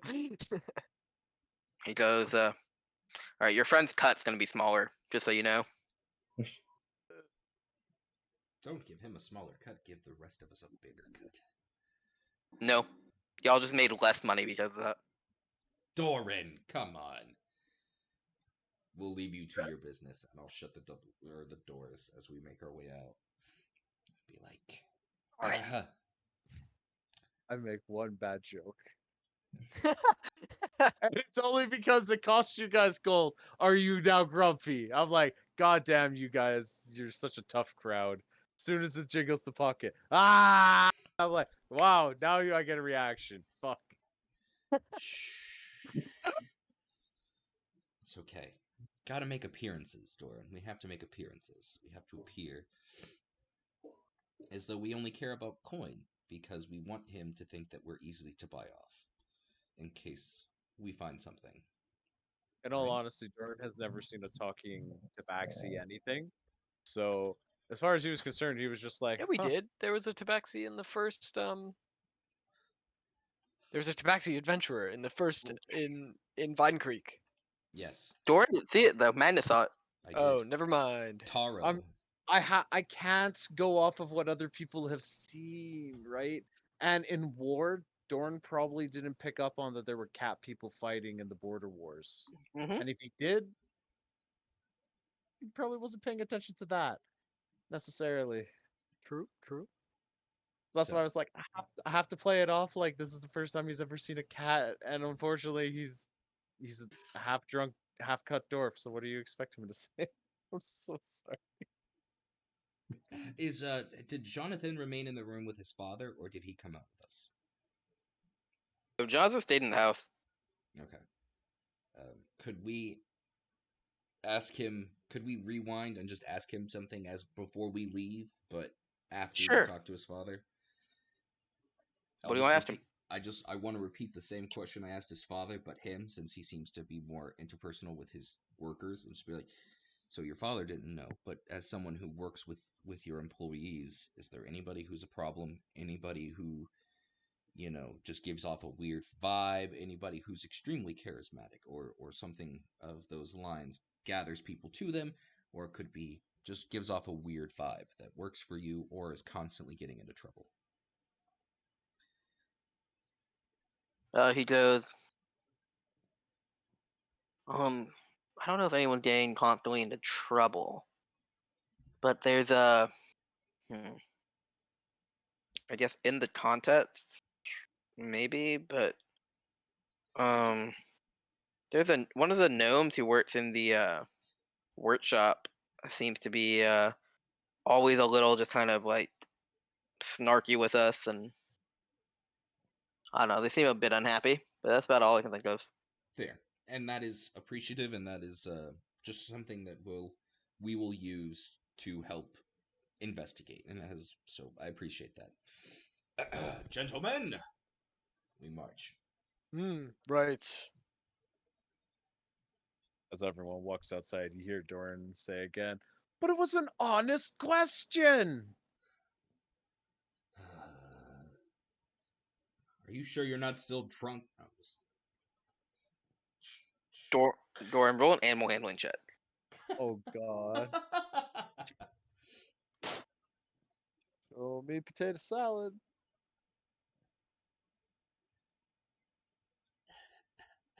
As you say it with an honest question, a cat jumps out of the window of the what's it called? Of the Lord's house and jumps at your face. Oh no. And he doesn't hit you, but he starts crawling all over you and meowing at you. And then another cat jumps at you from just the alleyway. Oh no. Oh. He does hit you. Oh. Deals 4 damage to you. Oh no. and then another cat jumps out from just from a bush, also hits you, dealing 2 damage to you as you're just being attacked by 3 cats. Doran? The cat lord. It's too much pussy for even I to handle, guys. Jeez. Well, I don't know what to do. well It's done. Too much adorableness. Sorry. I Alright, yeah, was given the opportunity, and I was like, I'm gonna pull a Glenn Quagmire. I'm sorry. Start tearing up. Too much for even I to handle. I'm sorry. the cat's gonna hit you and gonna crit. Dealing It doesn't like the joke. It doesn't like the joke. It deals 6 points of damage to you. The other 2 cats are gonna attack. Another one crits, and the other one misses. As you take another 6 points of damage. As y'all see just 3 cats just attacking Doran, as if on a mission to attack him. I'm not gonna I'll lie. attempt These to cats have split. kind of fucked me up. I'll attempt to Cats have almost like fucked pull me up. Doran away from the cats. Roll animal handling. Oh no, you're gonna get sucked into this too. Oh no. As you try and get close, one of the cats hisses at you and scratches your hand a little bit. It doesn't hurt you, but you can't really get close to Doran. Okay. Doran, this is hilarious. But while I'm watching this, why don't you throw some food? Maybe that'll get their attention. I'm sitting here silently going, is this like Cruella, but only with cats? Oh no. They're not even gonna let me into heaven after this. How did you die? I got bullied by cats. Even Alright. Braddock would be like, just get out. Get out. Alright, so no one's gonna do anything while Doran's being eaten alive by I cats. so, alright. tried. I have an It's right. idea. So Doran, just run. Magnus is laughing at this, but then starts to get a little frustrated, and is just like, "All right, fine, I'm done with this." And Cast Eldritch Blast. I actually cast because let's be fun. I cast Shatter. Jesus Christ. Dude, Like that escalated. Like they're you just attacking murdered these guys' pets. It's like they're attacking Doran, but at this point they're just like they're getting in the way. So I'm just like, all right. And I give it a minute, and then they still keep attacking him, even though Booker tried to get in the way. And then I'm like, all right, this is enough. And I just reach my hand out and I cast Shatter. Alright, Doran, roll a con save. Gotta knock Doran out. Doran, you take 12 points of thunder damage and are not prone, I believe. Or no? No, that's thunder wave. You take you take 12 points of thunder damage. And then all the cats just die. They explode. Fuck! They, they explode, and Doran is now covered in dead cat. Problem solved. Now, Doran was at first going, oh, The you hell? little cuties, what's wrong? Oh, hey, that gotta hurt. Ah, you little son of a bitch. Why are you all swarming me? Why? And then all of a sudden, just boom! can't hear anything. What? Why does it taste like really bad corn syrup? No. Madness. Yes. You hear a plop. You hear something fall, and something wet just falls on your head. Oh, that's so gross. Oh Gross. no! Get it off. Ah. It goes all in your hair. Ah. And your hair is white, so you can't really see it. But you feel it. As a bird pooped on you. Oh, that's worse. It's gross. All right. Well, I smell like crap, but now that we're not getting attacked by cats, look to the group, to the mortician. Then I mean, we should go to the apple bottom. yeah. Let's Booker, come on. Let's go to the mortician. All right. We can talk to them later and see if they have Sure. any information that may be prevalent. But I mean, he's not going to know that we didn't get permission. We're just going to tell them that they said, yeah, we could exhume the body, and we're going to just investigate. Everything will be fine. And if he gives us a problem, no, there will be no problems. I promise you. Now let's go. Thorn is trying to find a river or something to clean himself. You trying to find a river? He's trying to find some sort of source of water that he might be able to clean himself with. Okay, yeah. There's like a maybe- well. If you want to steal their drinking water to wash yourself. Well, this is not. No. I have morals, unfortunately, as a paladin. We're not going to stoop that low. Covered in cat guts or not, we're not going to steal their only drinking water. Terrible. All right. By the That's gods, terrible. yes. I think, no, I forget which god I serve. If it was Rathma or Rathva, sorry, it What? would have Rathva. maybe I don't been serve a any little gods. What are you talking about? I'm a spellblade.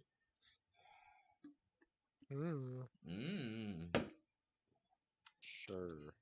All right. Yeah, you all. Doran covered in cat guts. Rel quiet. Madness and Butcher walking.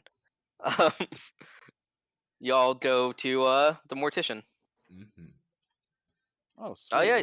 Someone that enjoys the smell of death. Great. The only time this will work. Any other time I'd be repulsed. All right, yeah, you all go. Y'all walk outside. You see it's just like kind of creepy looking house made out of dead wood. And there's like a cemetery behind it. All the tombstones are made out of wood.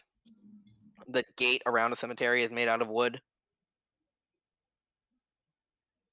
Oh, Shit, yeah, does everything's like made the out of wood. Yep. Everything is in fact made out of wood. When y'all had dinner, y'all didn't notice it, but now you think back on it. Or when Rel had food, We the were eating utensils they wood. gave, the wood. No, you were eating food, but the plate was made out of like a very smooth down wood, as were the utensils were made out of like very smooth down wood. Like the knife was super sharp, but it's still made out of wood. Alright. Talk about a Yeah. shitty way to get a splinter. Ah, it's in my mouth. No, they were sanded down very well. Sure they were. Like they sell like wood stuff, I believe, that's like really sanded down, that's like kind of glossed over. Lacquer, I think is that the term? I Yeah. believe so. Yeah. Yes. All right, mortician All right. Magnus, Here are we you go. doing the talking? I don't. I mean, I'm always down to flex out my vocal cords, but me. All right, let's go. All right. You walk up. You walk up to the door. It is locked. I Ooh. expected this to go a little further. I'll knock on the door. Hello. As you knock on the door, a few seconds go by. A little slit, like eye slit, opens up, and a man sticks his head out. And he's like, "Oh my gosh, you smell terrible! Please leave! Leave! Leave! You smell awful!" And he closes it. Just going to go walk down far enough away that he does not provoke that again for everyone else. All right. Doran walks away. The smell has left the area. We knock again. He opens up and he's like, "You just straight lied to me. You still smell really bad. You specifically, one with white hair." And he closes it. Doran, you can come back. All right. So I'm I knock covered. on the door one more. No, what? You knock the door one more time. He's like, "I'm not leaving unless the one with white hair is gone. I'm not letting you in." I promise I'm not who was previously knocking. He's pretty weird. Roll deception checks. But you're still standing there. Shh.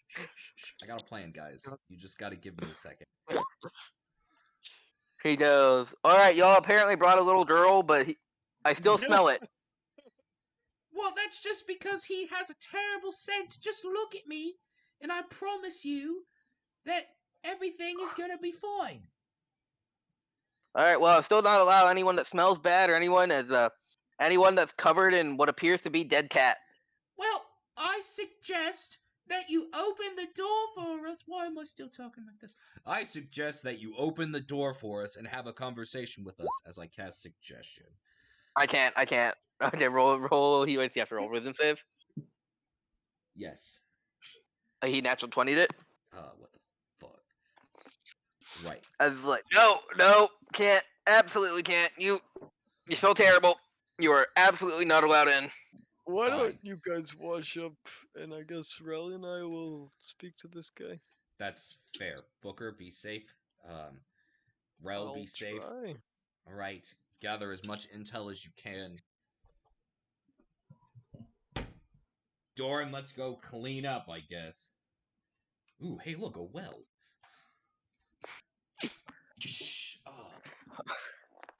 All right, yeah. He's like, all right, good. The dudes smelled that smell terrible have left. You all still smell a little bad, but fine. You can come in. Mind yourself. Take off your shoes at the door. Oh, I take off my shoes. Anal guy. Sure. right. The least charismatic fuckers. All right, y'all enter the room, and y'all enter like a little foyer. There's another door on the other side, like a little entrance hall. And he's like, "All right, I'm gonna need y'all to stand right there, and I'm gonna spray you with some disinfectant." Oh my goodness. Oh, okay. And the door opens up, and this guy comes out in like a full like fantasy hazmat outfit, and in his hand he has like a little spray bottle. They just like start spraying you all with disinfectant. He's like, Ugh. No, y'all still smell like you've killed things. Hold on. He does that. He locks the door behind him. He comes back. He unlocks the door. He comes out with like a bucket, and he just throws it at you guys. He goes back inside. He locks the door behind him. He comes back with a bucket, another bucket, throws it at you guys again. He's like, didn't work here. And he goes to like the side, and he opens what appears to be like a little side door. Opens it up. He's like, in there, shower. It's your shower. Sure.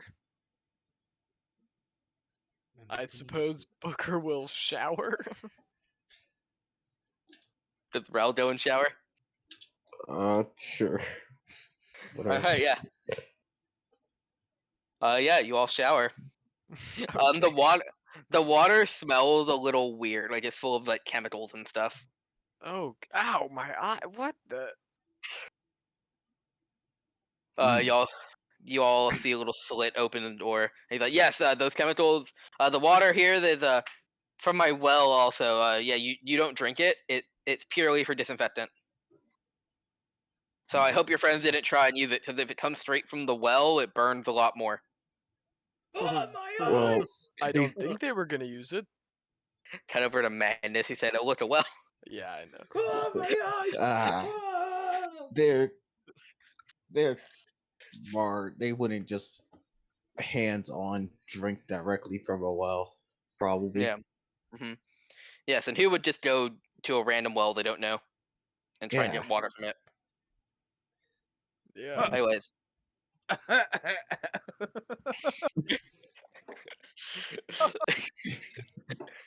Madness dying because he drank the bleach water. Ah, my eyes, they hurt! Oh, my scalp is on fire! Doran sitting there just drinking from it, going, I don't know what's your problem. I feel perfectly fine. He said that falls over. Oh no, I didn't pass my con save. Shit. But yeah. Anyways, yeah. After y'all shower and he hands you all like new clothing. That is like in like Couldn't my Hmm? friends just have showered here as well? no, the two drows to enter the foyer. Ah, I see. Mm-hmm. That's the most disgusting part of my home, and they were two drows for it. Sure. Anyways, I'm Booker. This here is my ally Rel, and we actually are here in order to ask you a few questions about the recent deaths in the town, as we figure you're enlightened on the subject. He's like, "All right, come on in." As he leads you in, he leads you through the foyer to the second door. And you see he like walks to the side. He takes off his just outfit, and he pops out. He's like an elf. Um, and he also then proceeds to spray himself with the like spray bottle he had, Mm-hmm. and he sprays his outfit. And he's like, "All right."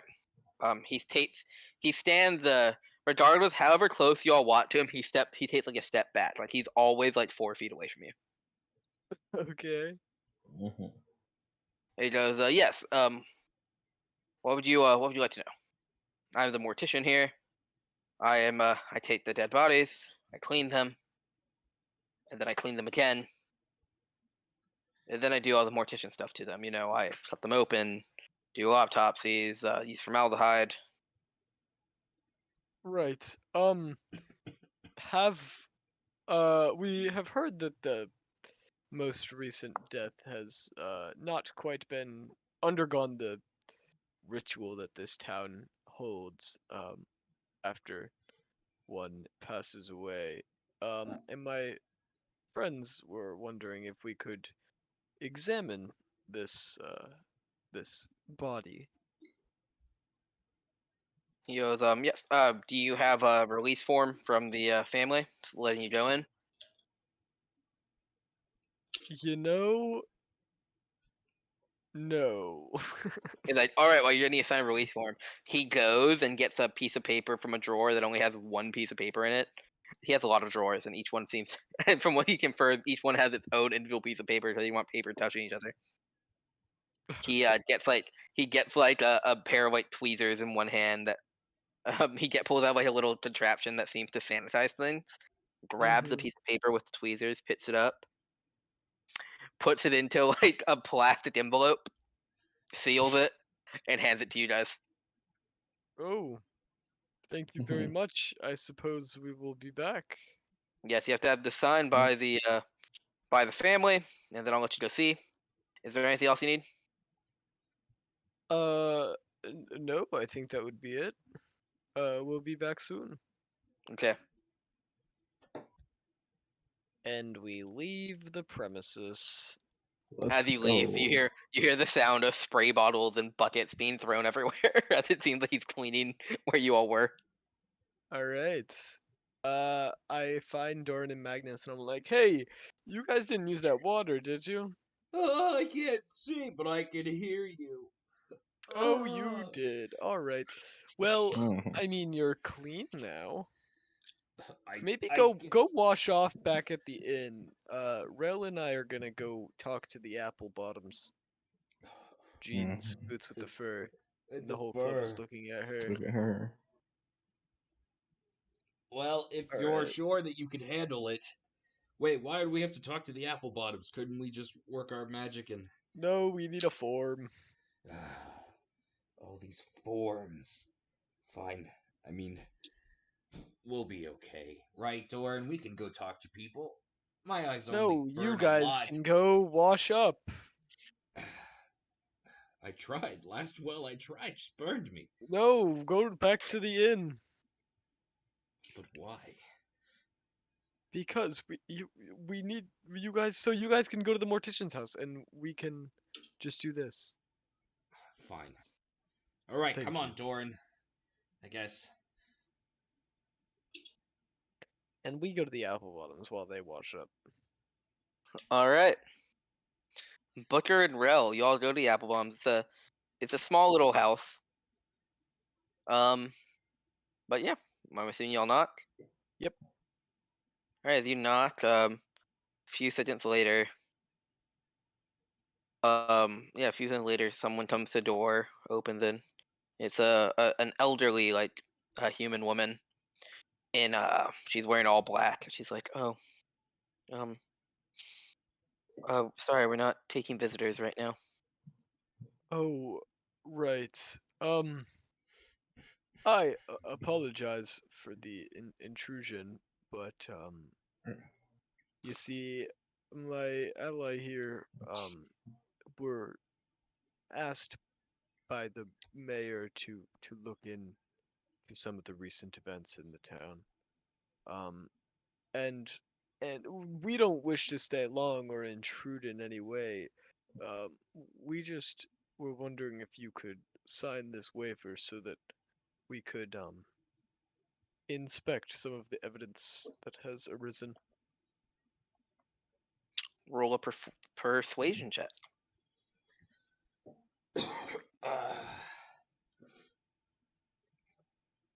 11. She goes, You want to sign this so you can go look at the body of my daughter? Um, j- in a very crass way, I suppose. Well, she's like, I don't know if I can. You see, she starts like tearing up a bit. Oh, right.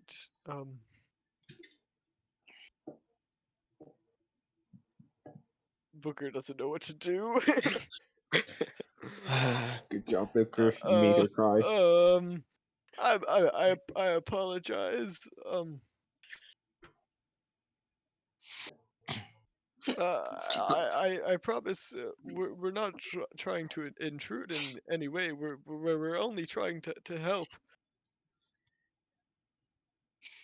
Yeah, she starts like hysterically crying and just takes a step back and closes the door. Okay. Good job, Booker. Yeah. That didn't go as planned. Tried alcohol. Sure. No, I'm not gonna suggest that. That's a terrible thing to say. No, I said you should have tried alcohol before you talk to her. It works every time for Doran. Oh, No, offer her alcohol at her time of mourning and need. Yes. Great idea. I suppose Booker we'll wait for a little while at the front door. Awkwardly. All right. As you wait there awkwardly a little bit, the door opens up, and you see like a big like 6'4". He's still older. Just human comes out, just also dressed all black. He's like, "All right, who made my wife cry? Who's here Rough voice trying at to?" Booker. He looks at you. He's like, "You get the fuck out. We don't want you talking here, telling me about wanting to see our daughters. Leave. We're trying to Get help. off get off my property. You came in. You made my wife cry. You're trying to apparently see my daughter. Leave." And you see he's like crying also. Uh, look, I don't mean any harm. We're here to help. We're only trying to discern. He picks up a flower pot, chucks it at you, hitting you. Sure. He deals 5 points of damage as he hits you with a flower pot. Like, get uh, out! Oh, Jesus Christ. It was one thing to come in here and ask to see our daughter's body, make my wife cry, but then you just sit in front of our yard. Okay, I suppose I will leave. Damn. Good job, I Booker. mean, He sure. raises an unfortunately very good point. Is he angry at me or is he just yelling at Booker and only him? He's mainly yelling at Butcher. He seems a bit hysterical also, because, he's just not happy right now, just from all sorts of different things. And so he definitely seems focused on Butcher. Yeah. He in fact threw I flower pot leave. at Butcher. Yeah, Butcher leaves. He turns around and sees Butcher starts walking away and slams the door. Well, Booker could have went in many different ways, and that was possibly the second worst way it could have gone. Yeah, right. What was the worst way? The guy comes out with a giant greatsword. That was a shotgun. Yeah, he's a Oh no, it's lo- Clint! comes out Version with a 2.0! Clint with comes out with a reference. shotgun, and the guy is actually a level 10 blood hunter and beats our ass. That could have been way worse. All right. Alright. Dora and Madness, what are y'all doing? I suppose we're cleaning ourselves. All right, yeah, y'all. I was gonna say, yeah, if the inn will allow us to go inside to our rooms to clean. Yeah, the inn doesn't care. The guy who cared that y'all were gross was the one weirdo. But The guy who well, literally also, deals with dead people wouldn't deal with guys covered in Karen. Like, really? well, you were covered in dead cat, and and Madness was shat on. Oh no! But it's all good, guys. I mean, we're gonna clean my hair, brush it, and sing a song about how I'm a pretty princess, and then we're gonna get out there and we're gonna. But yeah, y'all go back to the inn. Y'all shower.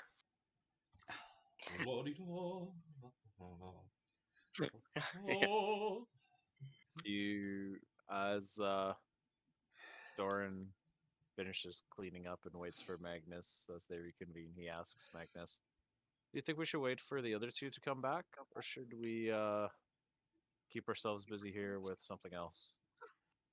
So it's either should we wait or should we stay here? Hold on. Are you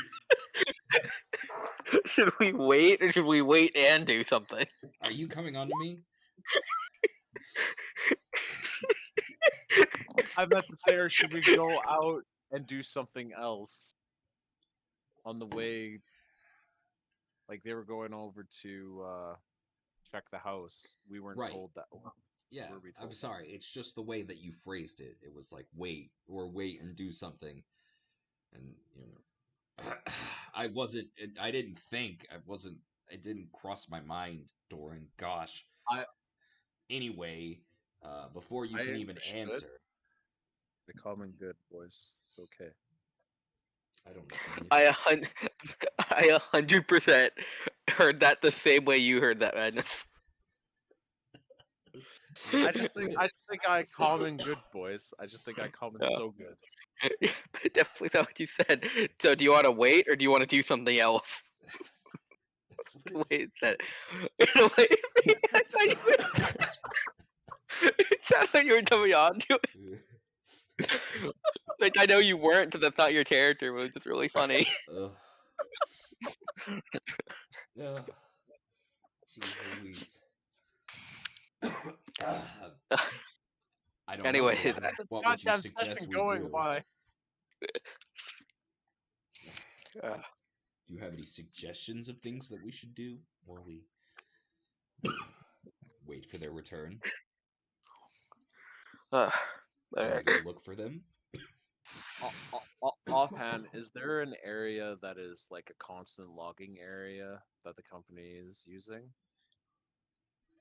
they have like their logging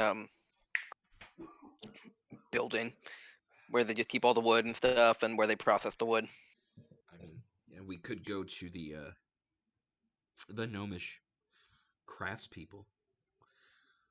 Follow that thread while they're out. I'm sure getting that form signed.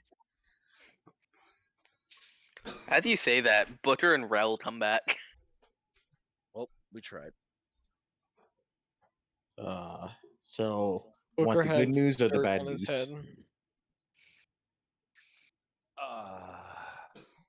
Well, let's get the bad news out of the way.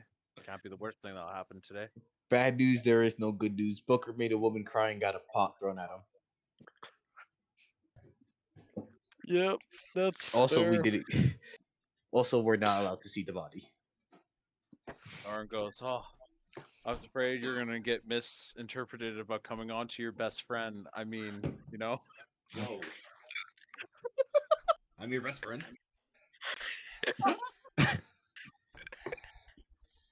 That's news. That's whoa, hold on. Guys, let's ignore this murder plot real quick. Doran. Am I your best friend? Are you sure? Are you sure you're making a good decision? What? Paladin and a Hexblock Warlock or a Hexblade Warlock can't be best friends? What? I don't Shake think my it has head. anything to do with my class. I just mean in me in general. Are you sure that's a good idea? Anyway, before I either get embarrassed or shamed, are you guys okay? They threw a pot at you?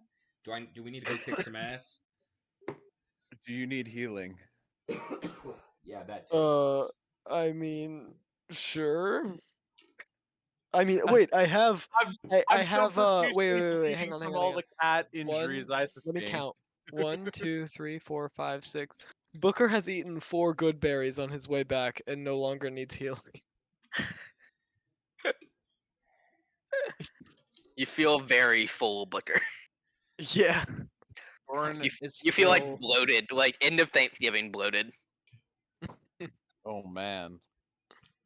I'm still sitting there with my 28 points of cat damage. God Just gonna damn let it. Just gonna let that damage heal over time. And shatter damage as well. Yeah, Doran, roll. You can take a short rest. You can roll hit dice if you want. Oh, we can? Magnus and Doran can, yeah. Yes. Cool. Guys, it's like Y'all were didn't just even cast- showering.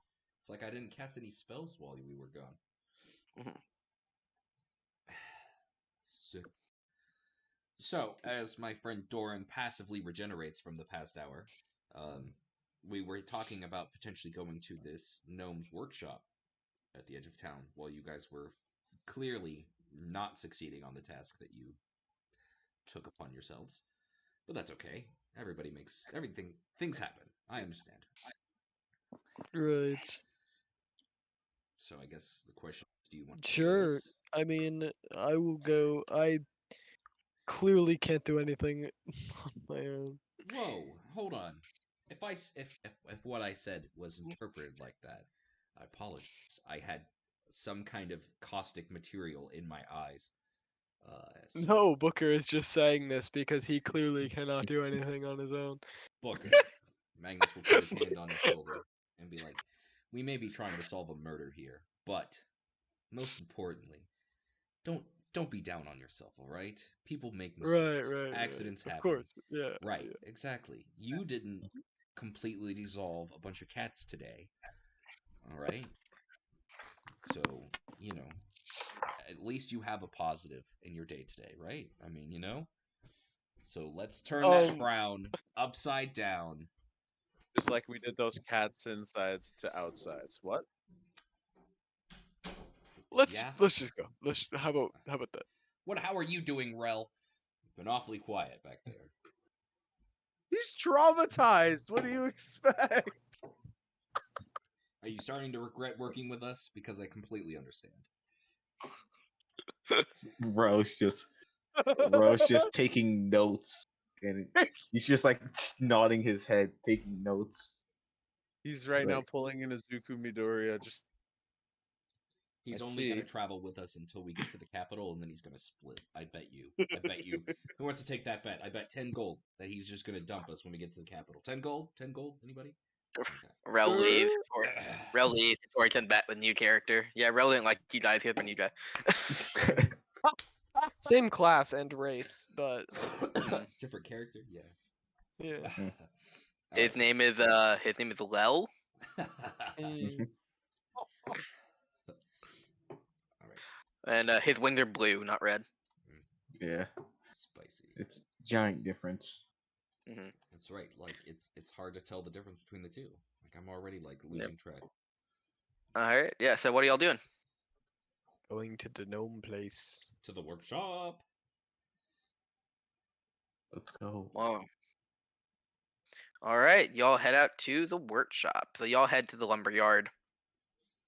Yeah. Y'all see a good amount of like lumber. Like this is not a small town at all. There are, maybe like 1,000-ish people who live here. Oh, I got you. It's like about the same size as Vine Tree. Vine Tree was a pretty big town. But yeah, the lumber yard. But it seems like lumber is definitely like their main export and main job provider. So most of the people in this town work here. You see, there are a lot of like not only just like lumberjacks who are delivering lumber, but there are also people who take the lumber and process it. There are all sorts of jobs. I say, and I don't actually know all the jobs that are required at a lumber yard. But yeah, you see, there's like the Goliath walking around carrying a bunch of lumber from one place to another place with a giant they have that seems to be working with them.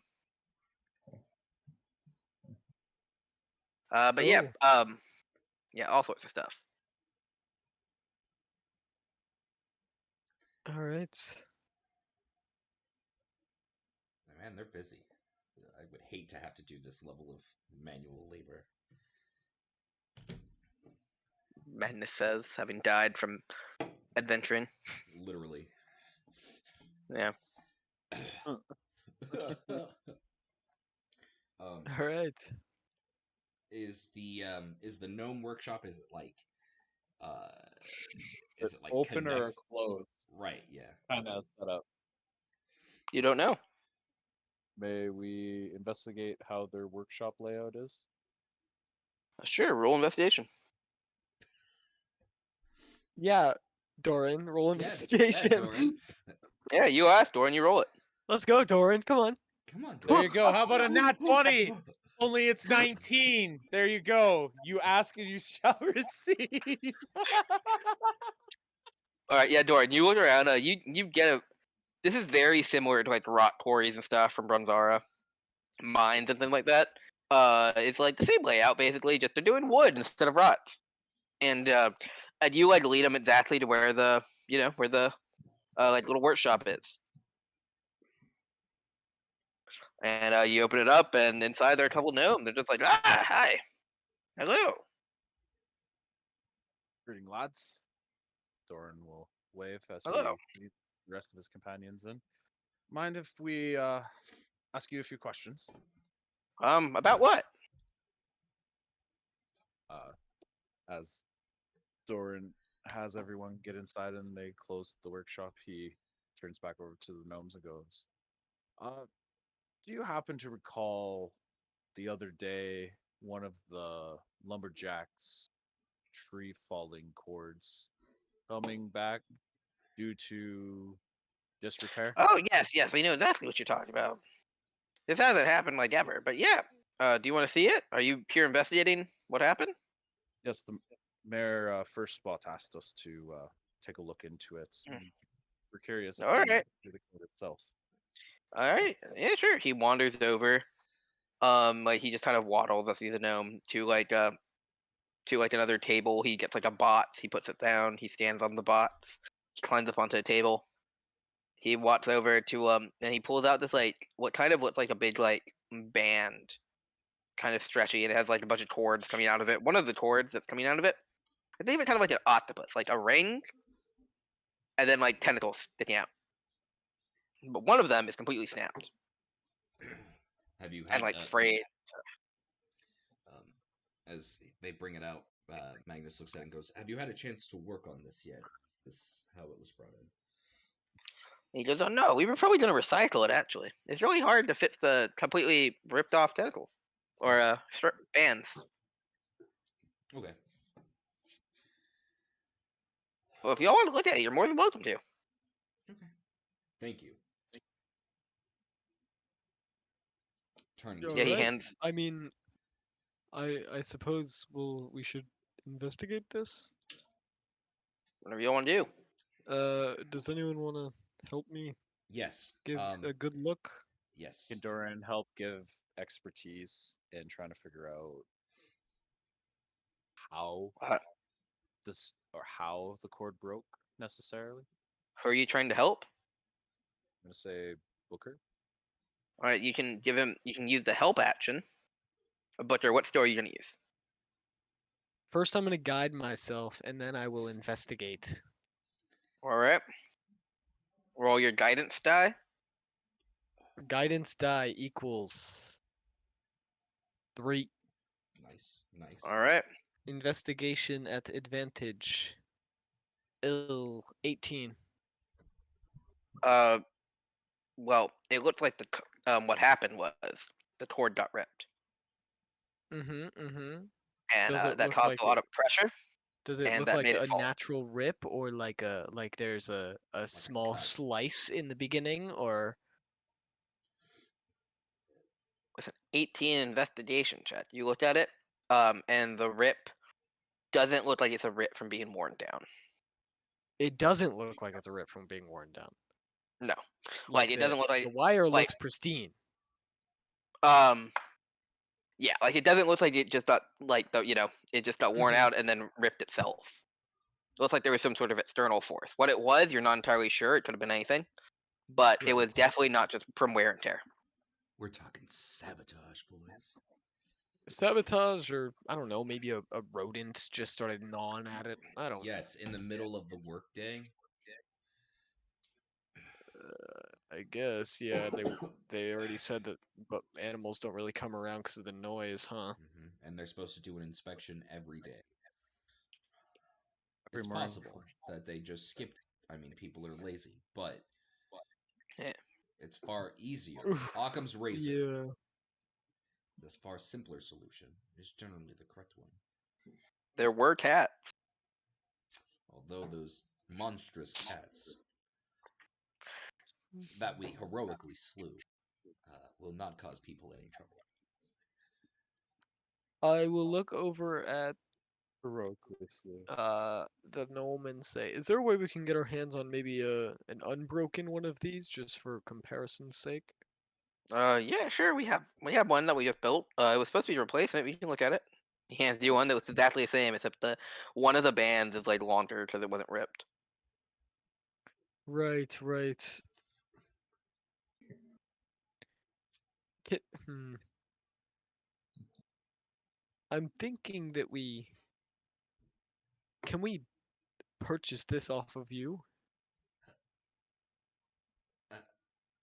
He goes, I'm not one to sell. This Then is kind can of we just have it? he goes, no, this is the property of the first spot lumber torp. So it's not really mine to give away. Right. And I don't know if I'm Okay. allowed to make it for anyone else. You might have to ask President First Spot. This fucker is monopolizing. What a bitch. He had the patent on this. That's the power of being a guy in high places with a bunch of. Then can you like make this but like change the color or something? Does he have the patent on blue ones of these? Well, the patent would be on like Shit. the design of the thing. The color doesn't really matter. But here, I'll send a message. He Oh. gets like a quill out. He starts writing on a piece of paper, rolls it up, puts it inside a mechanical bird. He gets like a little like on the toy soldier dolls that you spin the thing on the back. I don't know what that's Mhm. called, but he gets one of those little sticks, shoves it in the back of the bird, starts spinning it with his like whole body because he's a little gnome. The bird opens its wings, starts flapping, and flies out the window. With his whole body, that's adorable. I'm sorry. And he's like, "All right, let's just wait. Here, you all want some tea?" Insight check. Sure. Roll it. All right. He goes. He gets like a tea kettle and he puts it over some like little contraption made out of like 18. metal. He's offering you tea. Shit. Damn, man. But yeah, he goes and he heats up some tea in this little gnomish contraption, and he pours you all tea out of this weird little gnomish teapot that has like a really long spout that like curls, kind of like a bendy straw.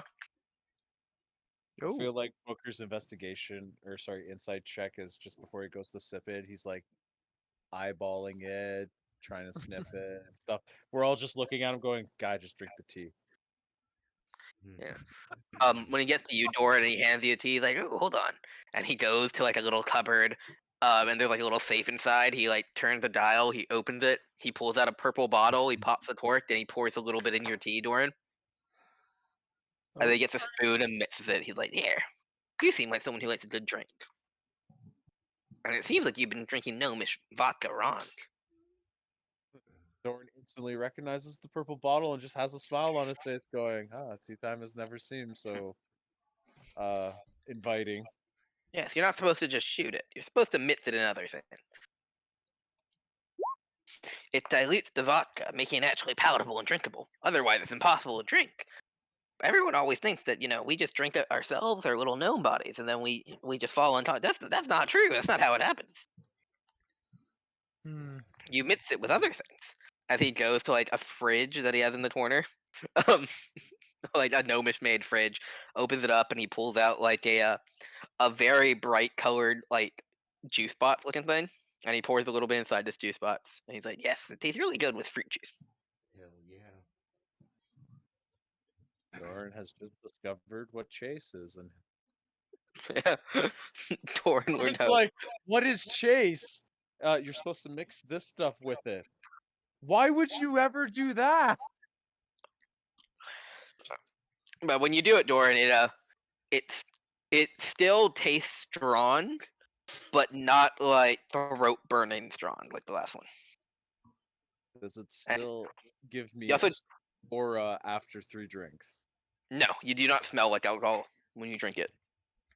That was half the power it invested upon this mortal coil I have. I kid. I don't think my teammates could handle any more of that. Mhm. Guys, Hey, we're failing every check. Why? I don't know. But yeah, eventually, maybe like 15 minutes, 20 minutes goes by. As you all just drinking some tea, he hands you all like some little gnomish cookies. They're like regular cookies, but slightly smaller, and they taste better. Oh. I had cookies from an elf named Keebler once, and these are far superior. Yes, Keebler and his cookies. We all know that he's just a big corporation now. Yes, that is. You know, he's not even little. He's actually like 6'2". He's normal elf height. I would not be surprised. And on all of his cookies, he puts a little elf. It looks like, if anything, it looks like a gnome. He seems like he's appropriating gnomes. Yeah. Oh. I agree with that statement.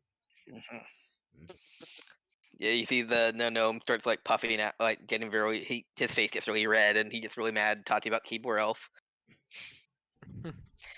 um, as eventually a cat comes to the window and just kind of jumps through. Looks right at Doran, squints, and then walks by him and goes up to the gnome. And the gnome from his collar pulls out a little note, and he's like, "Thank you." Pats on the head. You're a different cat. I don't think I've seen you. I've seen 3 other cats, and you're not one of them. Oh well. And the cat leaves. Oh no.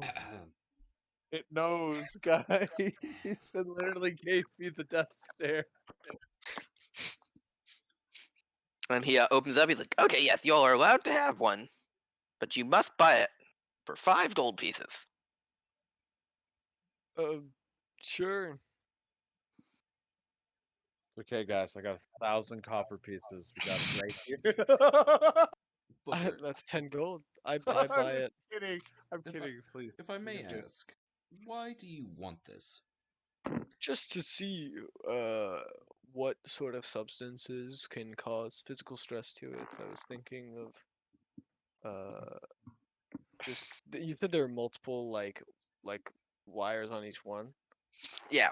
Basically, the way like I'm seeing it, I'm gonna draw. So imagine circle, right? That you basically, it's like stretchy. Drawing next to where you all are. Right. Right, so it's like a circle. And basically, it's like kind of like made out of like some sort of like fabric, but it seemed very hard. Like it wouldn't rip that easily. And then there's like a spring looking thing around. Right. hmm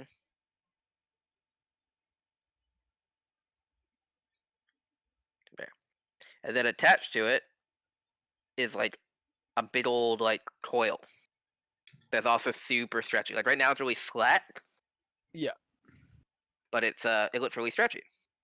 And the concept of it, the way I'm seeing it in my mind, is you basically hook these on to other other things around, like trees or poles. These things, Mm-hmm. and then they pull them. Like they have to hook them up far away. They pull, and it creates tension that makes this thing, once it stretches around something, tighten, and then it holds it in midair. All right. Yeah. And then they can like direct that they're like, all right, no one's on the left side of the tree, everyone, let's knock off those, and they cut them down, and then it like slowly falls. Right. Right. But if one of them breaks, then the tension breaks, and the tree just falls randomly. So what Booker wants to do is take like a dagger and see how easily it chops through one, and take Cuts through very easily.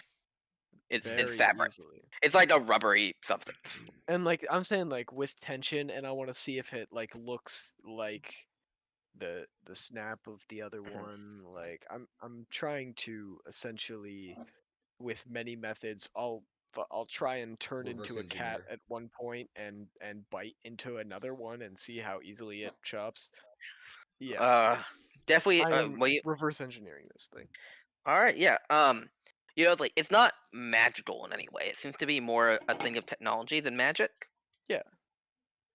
And and when it's like tight, it's kind like it's still like a thick rubbery material that surrounds like wires inside, like cable. Mhm. It's basically cable.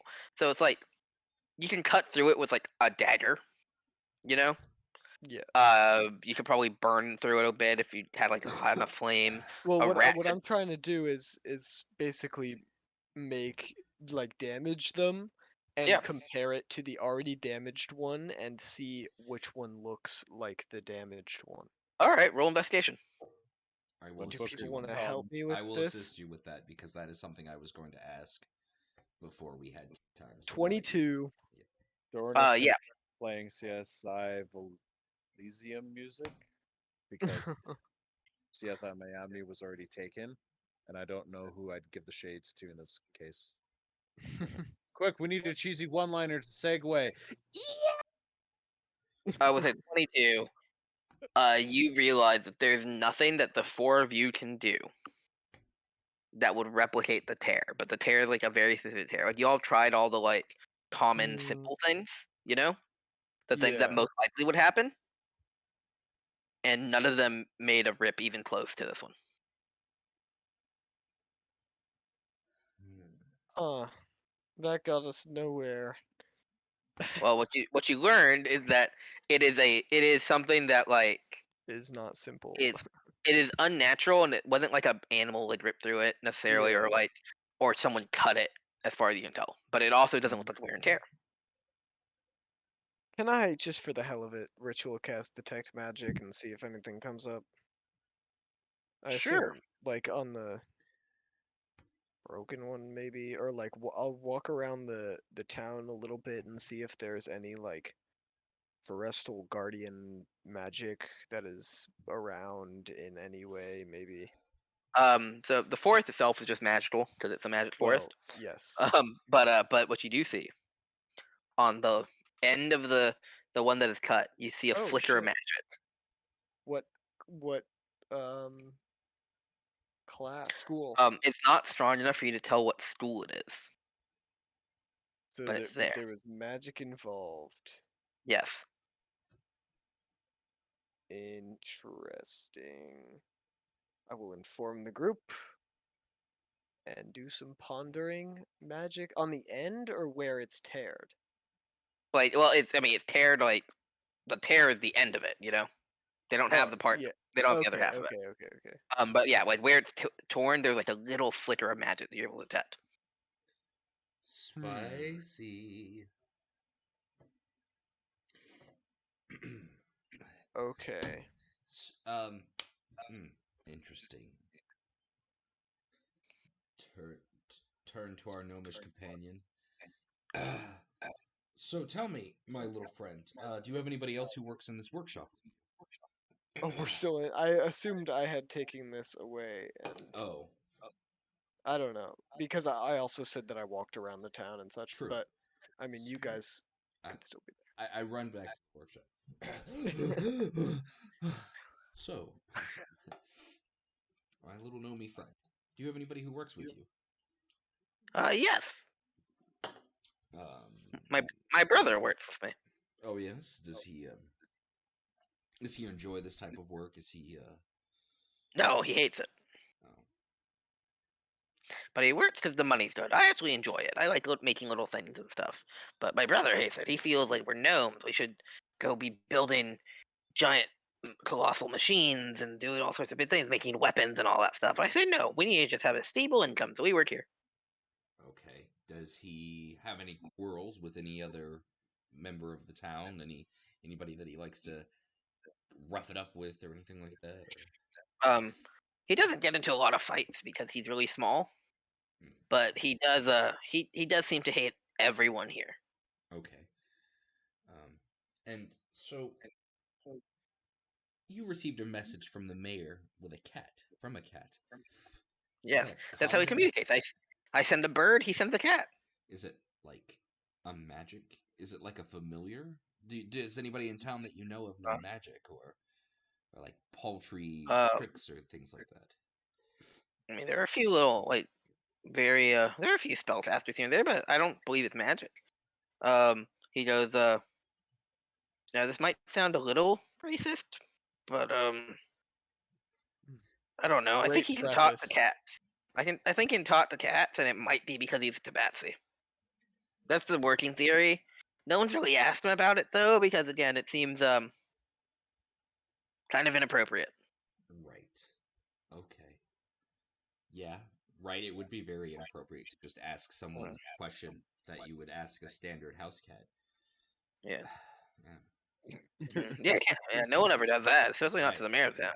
Yeah. Who would be But stupid yes, enough to but ask what kind of if fish they like? but have you heard of tritons? Have I heard of tritons? Um, Me as a player, yes. Magnus, I have no idea. Roll a history check. See if Magnus has heard of tritons. Yeah, you've heard of them. Yeah, I've heard of them. They're like sea elves. No, No, they're those kind are a of different thing. Sorry, they're they're kind of kind of more like sea fish people, kind of. Yeah, yeah, yeah, yeah. Like, but anyways, my current theory is it's like a similar thing to them. They have the power to like talk to fish, like small fish. So I think that I don't know. I've never heard Tabaxi do it, but I think he can talk to cats. That's very interesting. Um, is your brother in the office right now, or is he out No, gallivanting? actually, I don't know. He's like, I don't think so. I haven't seen him. I didn't see him at home. Has he been gone for a while, or? I know I saw him yesterday. Let me see. As he goes to the other side and he like pushes like the little button and a staircase falls down from the ceiling and he starts climbing up. He's like, "Brother, are you here? Brother?"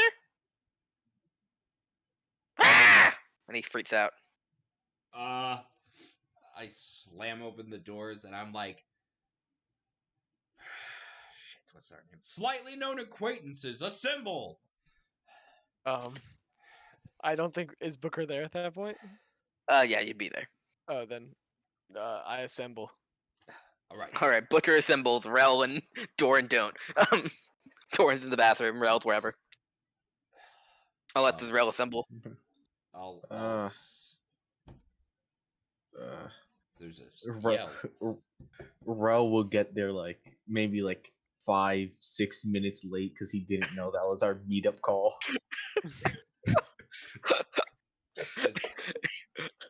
As soon as it's at least one person, like when Booker shows up, Magnus is like, all right, Uh-huh. he's yelling, there could be trouble. And I'll summon the Sword of Broken Shadows and walk down the stairs. Yeah. Well, you walked up the stairs because it's like a loft. Or, yes, I apologize. My brain. Yeah, as you go up the stairs and you see, just on the floor, you see the gnome that y'all were talking to, looking over his brother, who has his eyes wide open, and his skin is very pale. Oh, And y'all can see from a distance, it's pretty obvious that this guy's dead. this is Right. unfortunate. Immediately. Don't touch anything. Give us a few minutes to work here. Booker? I cast detect magic. As he casts detect magic, you don't see any magic coming off of him. You see a little bit of magic from just various things up here. It seems like this guy was like trying to be an artificer, so there's like a bunch of little artificer stuff all over the place. Mm-hmm. Wasn't that good at it, but he seems like he was trying that. And you see a bit of magic going out a window up here. Ooh, okay. Guys, magic.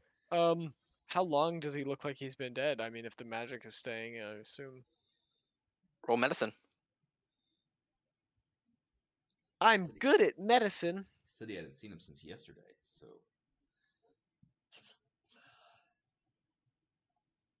7 hours. 6-7 hours. Oh shoots. I will inform Magnus very quietly so that his brother doesn't, or so that the brother doesn't hear. And I will peek out the window. Where does this magic? Is it like a trail?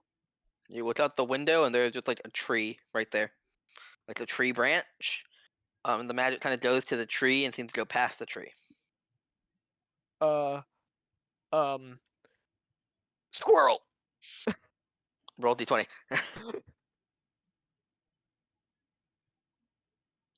Bitch. Oh fuck. He turned into a guppy. What the hell? As, No, yeah, I think it just fails, right? I guess a guppy's funny. well, I think it's I think 2 to that's 4 it fails. A 1 I turn into a fucking oh yeah. right, yeah, 2 to yeah. As you try and transform, and you just turn into nothing, and you're just there. And I'm just standing there concentrating very hard. I'm like, oh, god damn. And I will, I suppose, how far I will run downstairs and go up the front door. Go out the front door. All right, you go out the front door. And I will look for that trail and I will follow it as All Magnus right. does whatever he does. As I pass Rel and Doran Mhm. going downstairs, I'm like, I might have a lead. Come with me if you can. And I run. All right. As you follow the as you follow the trail, you're running, and the trail leads you just kind of around the outskirts of town to where the trees get a little bit thicker, but then it kind of seems to hard pivot. What school is Um, this, by the way? Am I able to discern? Conjuration. Conjuration. All right. As yeah, you're let's say amidst conjuration transmutation. Okay. But yeah, as you're going down, you're following the trail. The trail leads you back to town, and it leads you to what is it? It leads you up into a to like the back of a house, kind of. Like you're not entirely sure what house it is. Oh. Actually, no, you are. Yeah, you go to the back of the house. And it leads you to the back of the Lord's manor, up like the side of the wall into a window up top. I wish I was a fucking squirrel right now. A window up top. Is there a way into the window from where I am? It's open. Wait, is it on the first floor? The second floor. Yeah, but is there like a clear way that Basically, think window, like second floor window. Then down below, there's like it kind of juts out, like kind of a deck roof that you can climb onto, probably. Mm-hmm. Who followed me? I did. I'm awake. I hear a very quiet Magnus saying that he did. Yeah. Assuming Rel did as well. I'd also follow, yeah. Doran, I assume you followed Booker now that you're back. Dude, it's his cats. He's probably a wizard. He's got a familiar. Yeah, I'm gonna look at Oh wait, you're right. I'm gonna look at Rel. That's a good point. And I'm gonna say, Rel, you're sneaky, right? Yeah, I can certainly be. I'm gonna cast Pass Without a Trace. All right. You cast Pass And Without a Trace. I will say that the I have window to is come- more than 30 feet away from you. Like, Yeah. So I would have to come with him. Mhm. Shit. one more try. Turn to swirl. I will. I know I'm out of. Unless did that consume a wild shape? That one would have, but you did short rest before the last time you used the wild shape, or after. Remember, the last time you used it was when you. Yeah, remember you turned into a guppy. Oh no, you turned into a cat. Yeah, I did cat. No, but that was during your short rest. I'm not gonna count it. Hell yeah. Then I will. I don't want to try cat because I guarantee he knows what all of his cats look like. So I will try squirrel one more time. All right, roll a d20. Come on, Got Booker, you this. can do it. You got this. No, Um, I'm something very similar. That's what that is, I think. you turn into a chipmunk. Okay. um, Then I'm a chipmunk. I jump on Rel's shoulder, and I go. He's sweet. Rel, what do you do? You feel a veil of shadowy energy around you. Sure, chipmunk buddy. When you're the best of friends. Ral goes into his super secret crouch mode. Hell yeah. Ways to pass without trace of +10. Yeah. Yep. Roll a stealth check. And Magnus and Doran, I guess you guys are on the Nat ground. 20. Oh, that's a 33 33. stealth.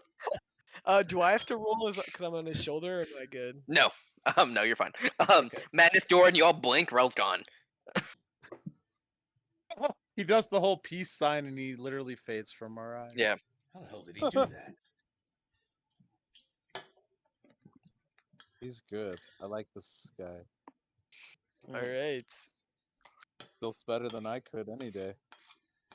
Yeah, with your clank, clank, clank, clank. Yeah, I don't know why, guys. Clink, clunk, clink, clunk. Clink, So Doran, clunk. how long do we wait before we just enter in our own way? Gives him a little half smile. We should probably give them. As Doran pauses mid-sentence. Wait, what do you mean, our way? Obviously, through the front door.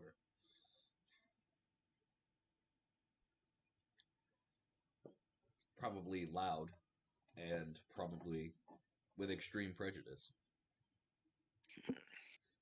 Mhm. But Doran silently I- just puts his hand on his amulet and goes, "Forgive me, Branish, for what I'm about to do." Well, are you guys just doing it immediately? No, he's preparing his mind, giving you guys like a couple of moments before. How long do we We wait? let- Now? Now is good. all right. So we should give it some time. 10 seconds later, somebody wants. Sorry, just But yeah. So Rel, you fly up very stealthily. You don't make any noise. You're so quiet. Your wings don't move that fast, so they don't make a lot of noise. And you make your way up into the balcony. And Booker, you and Rel, as you go in, you enter the room, and what you see, unconscious or not unconscious, but on the floor, the furry body of Jonathan Firstbot, dead.